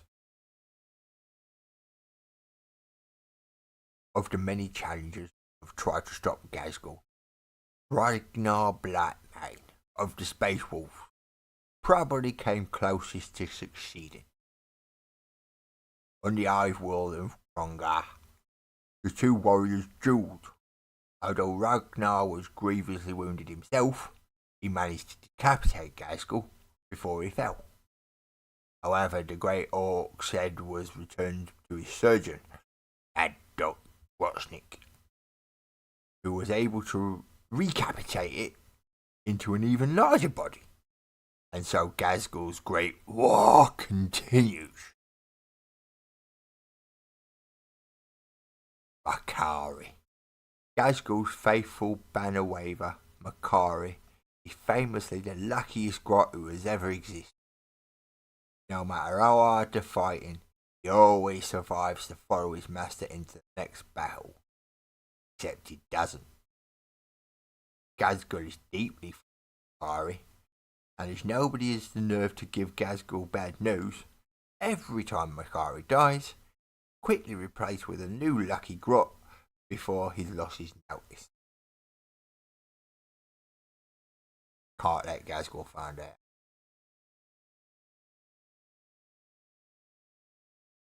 That's the end of the arc. Yeah.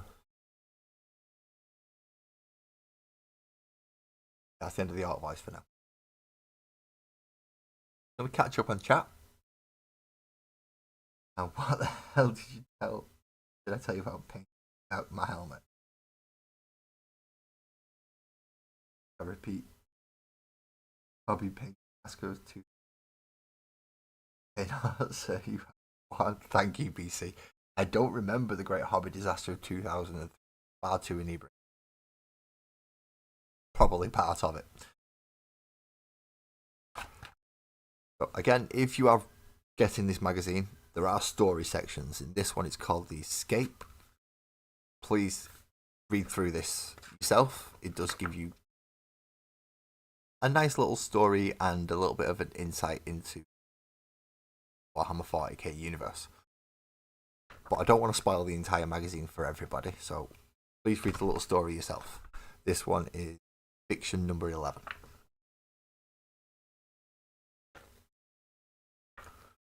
That takes us on to the Combat Patrol. Gordrag's Git Stompers.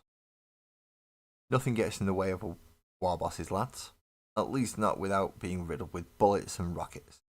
Smashed flat with an assortment of piston-driven claws, trampled into the mud by a stampede of bellowing lunatics. Yeah, that. What an orc boss lacks in subtlety, and it's a lot, is more than made up for by the brute savagery and resilience of his horde, who live to rampage across battlefield after battlefield, and hurl themselves into every fight they can.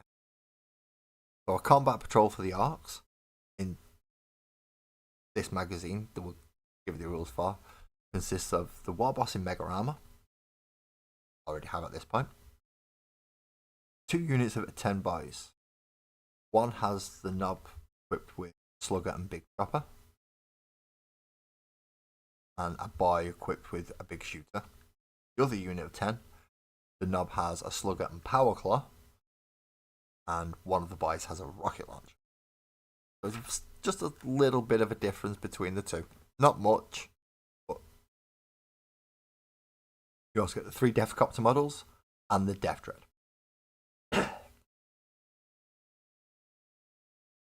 Now, it says the Deathcopters, one of them is going to be equipped with a custom Mega Blaster. I don't like custom Mega Blasters. Orcs kill themselves enough. I don't need help. So all mine have rockets. And again, the Deff Dread is equipped with 1 rocket launcher, 3 claws. 3. I've put on. I actually got it right this time. I've built a unit to the specifications of the magazine. For once.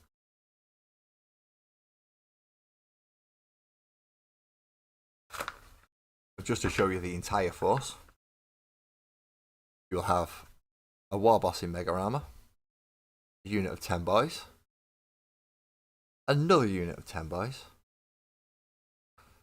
3 Deathcopters, and this one up here with the big bomb and the weird flamery looking thing is the custom Mega Blaster, and of course the Deff Dread that we've just built.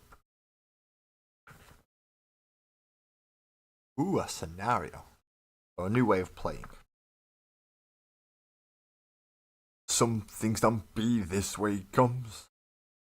To play Something Stompy this way comes, set your battlefield up as shown below and follow the deployment instructions. The game ends when the Deff Dread is destroyed. The final score is indicated on the scoring track. The scoring track and the stage are on the next page. They will be needed regularly, so keep it to hand. So for deployment, bring it a bit closer. The Arc player places their Deff Dread in the location shown. Right there. So you've got 1, 2, 3, 4. Using just battle map of 3. So it goes in the middle of those 4 sections.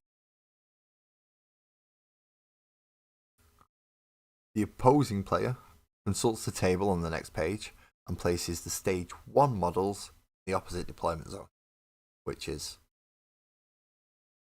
a full set, so both of those, all of it, got anywhere in there to deploy them.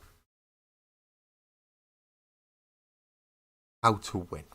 Each time an opposition unit is destroyed, the Deff Dread advances to the next stage, moving further down the scoring track as it is printed on the next page. When the game ends, the final score is indicated by the highest stage that the game advanced to. Well, simple enough. Let's see how it's going to work.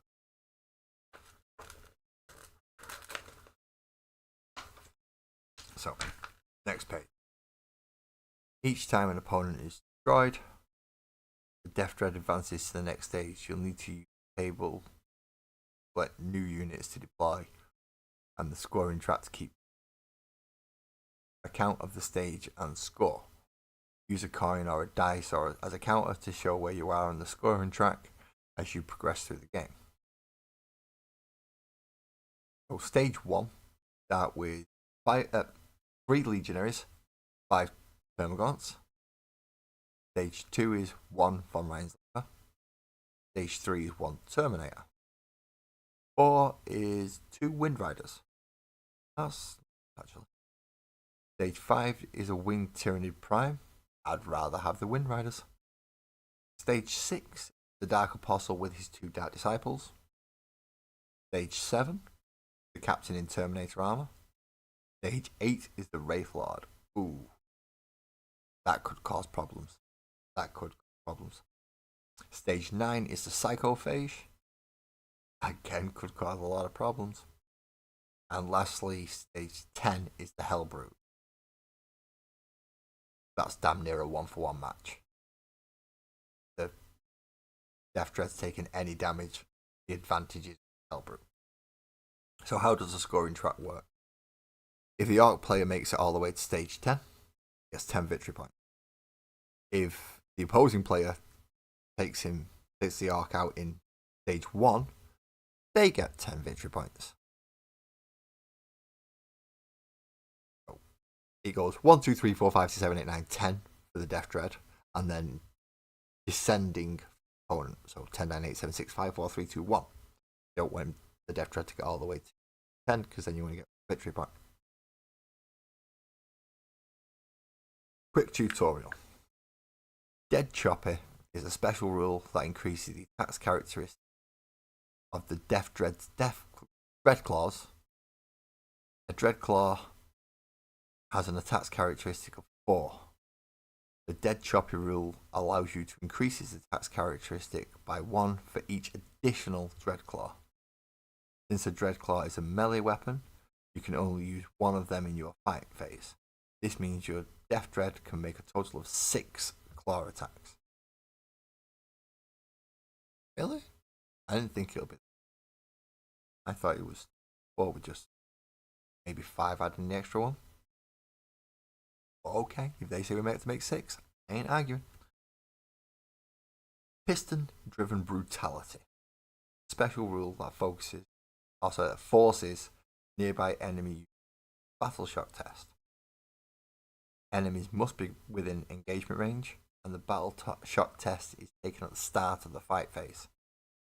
This is different to the usual time when a battle shock test is taken, and it is possible that a unit may take 2 battle shock tests in 1 turn. In this example, the Wind Riders are engagement range with Deff Dread and must take a battle shock test. There they are. But it does work, hopefully. How does the blast keyword work? The rocket launcher has the blast keyword, so it does a random number of attacks. In this case, D3 attacks. You can also add 1 for every 5 models in. For example, the player targets the 5 termagants. They roll a D3 and get a result of 2. They add 1, make a total of 3 attacks. So it's D3. I use opposites, so a 6 is a 1, 4 is a 3, and a 5 is a 2. So in this case, I actually got a 3. Plus the 1 if I was targeting the unit would actually make 4 attacks. I'd end up with more attacks than technically supposed to, or at least capped out maximum. Full rules for blast weapons can be found on page 26 of the core rules. See section C, core rules 7. Or if you've got the big rule book, core rules on page 26. Actually, my rule book wouldn't do that because it's higher than one. Probably on a different page for me. That makes it fun. The next page is just telling us what happens if things win. I thought I'd be doing this for a lot longer. Okay. Deff Dread defeat. With an overwhelming number of enemies still massing on the horizon, the Deff Dread is felled by a fatal blow. It staggers and falls, crushing its attackers beneath its body. Only few of the possible fights have been fought, and the pilot and his machine never managed to reach their full destructive potential. Deff Dread victory. Finally, the Deff Dread falls under its overwhelming opposition, but has dealt more than its fair share of punishment. The heaps of bruised and battered enemies strewn around are a testament to its accomplishment. The pilot can go to his fate, having had the most fun he has had in a very long time. That brings us to the end, except for the final page, back page. Tells us what we're going to be getting in the next 2 issues. So next week, it is going to be paint issue again. Get the Pallid Witch Flesh and Pink Horror Pink. We will also... No, it's hard to see on there. Oh no, it's really easy to see for you. It's harder for me. No, it's because you're reading that one and I'm trying to read one of them. It will go through Battlefield Essentials. Things like cover, or terrain, and objective markers. Stuff that you will have to put onto the table. The week after, start with the Leagues of Votan. So we get a Carl, which is essentially a leader unit. We'll learn about Leagues of Votan names and the bonds of honour that bind the Leagues of Votan together. They're a very interesting, quite new force. They've been around for a while in the form of squats, but they were an Imperial Guard unit that pretty much carried sniper rifles. Now they are a full faction in unto themselves and are power armored dwarves. Space! Absolutely brilliant. Games Workshop have ripped off pretty much everything they can from any other fantasy or sci-fi verse and threw it into Warhammer 40,000. That's as I said, you get dwarves, you get xenomorphs, you get genetically engineered humans, you get normal humans, you get elves, you get orcs, demons. So that was a nice, fun little issue. Or 2 issues. And I do now have a Deff Dread to go with the 3 Deathcopters, Warboss in Mega Armor, who's in a box somewhere. I think it's actually only the Deff Dread, Copters, and my kit bashed Gazgul proxy. For those of you who have never seen it, that is my kit bashed Gazgul proxy. Yes, that is Nemesis Dread Knight armor. But it's the only thing I had that was big enough. It makes him big enough to at least go up against Angry Rom. Well, that is the end of issue 50. Next week is paints, and then we start on Votan. I'm not sure what I'm going to be doing with Leagues of Votan, in all fairness.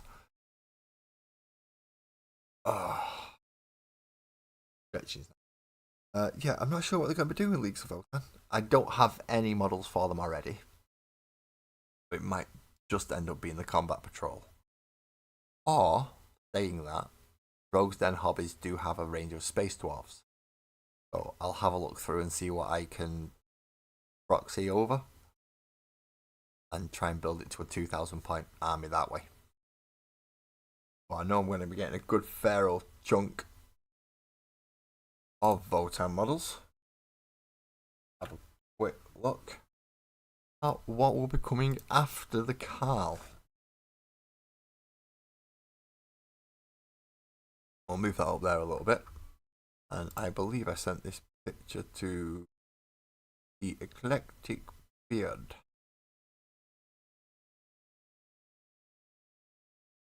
I did.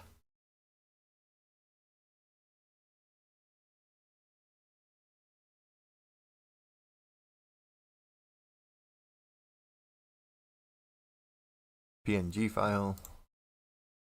Zoom in so I can actually read. Okay, so after the Carl, we'll get a double issue. So it's spread over 2 issues, and we'll get the Hearthkin Warriors. After that is going to be, again, another double issue to get Hearthkin Pioneers. Another double issue to get Chthonian Berserkers. That'll take us all the way through September and into October. So the first 2 weeks of October, 1st of October, the 8th of October, we'll get the Chthonian Berserkers. But then on the 15th, we get the full Boomdacker Snazwagon, which is the last Orc unit we will be getting. And then on the 22nd, we get the Ironhair Hearthguard. Fair enough. That sounds like I'm missing a unit somewhere. No, the Ironhair Hearthguard comes after the Battles Wagon. Sorry, the Snazwagon. And then we start into a whole new faction again. But I'll get to the new faction as we get to the new faction.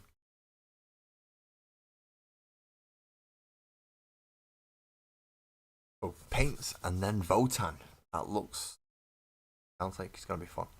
Not sure what I'm going to do with the Votan. I might actually paint them as it tells me to. I'm glad you all sat down when I said that. Or at least I hope you all were. But it could be the only time that I ever actually paint something as the magazine says to. Oh, it even gave me a bit of a shiver, that. It did, I'm not going to lie. But that is the end of everything for today's. I think. Did anyone think of anything else? Have I missed anything? Should I have done something? I'm not sure, but I know people are going to be coming down for food, which means this is going to pick up everything in the house and you won't be able to hear me. So not to stop my family from being able to eat, taking over the living room. Again, I will thank you all for coming to join me. If you've clicked any of the stuff, awesome, thank you very much. Please drive safe, and I'll see you tomorrow night. I think it's tomorrow night? Yeah, tomorrow night. Hopefully I'm back in time to do the Magical World of Sparkles and Oaks, so we'll see then.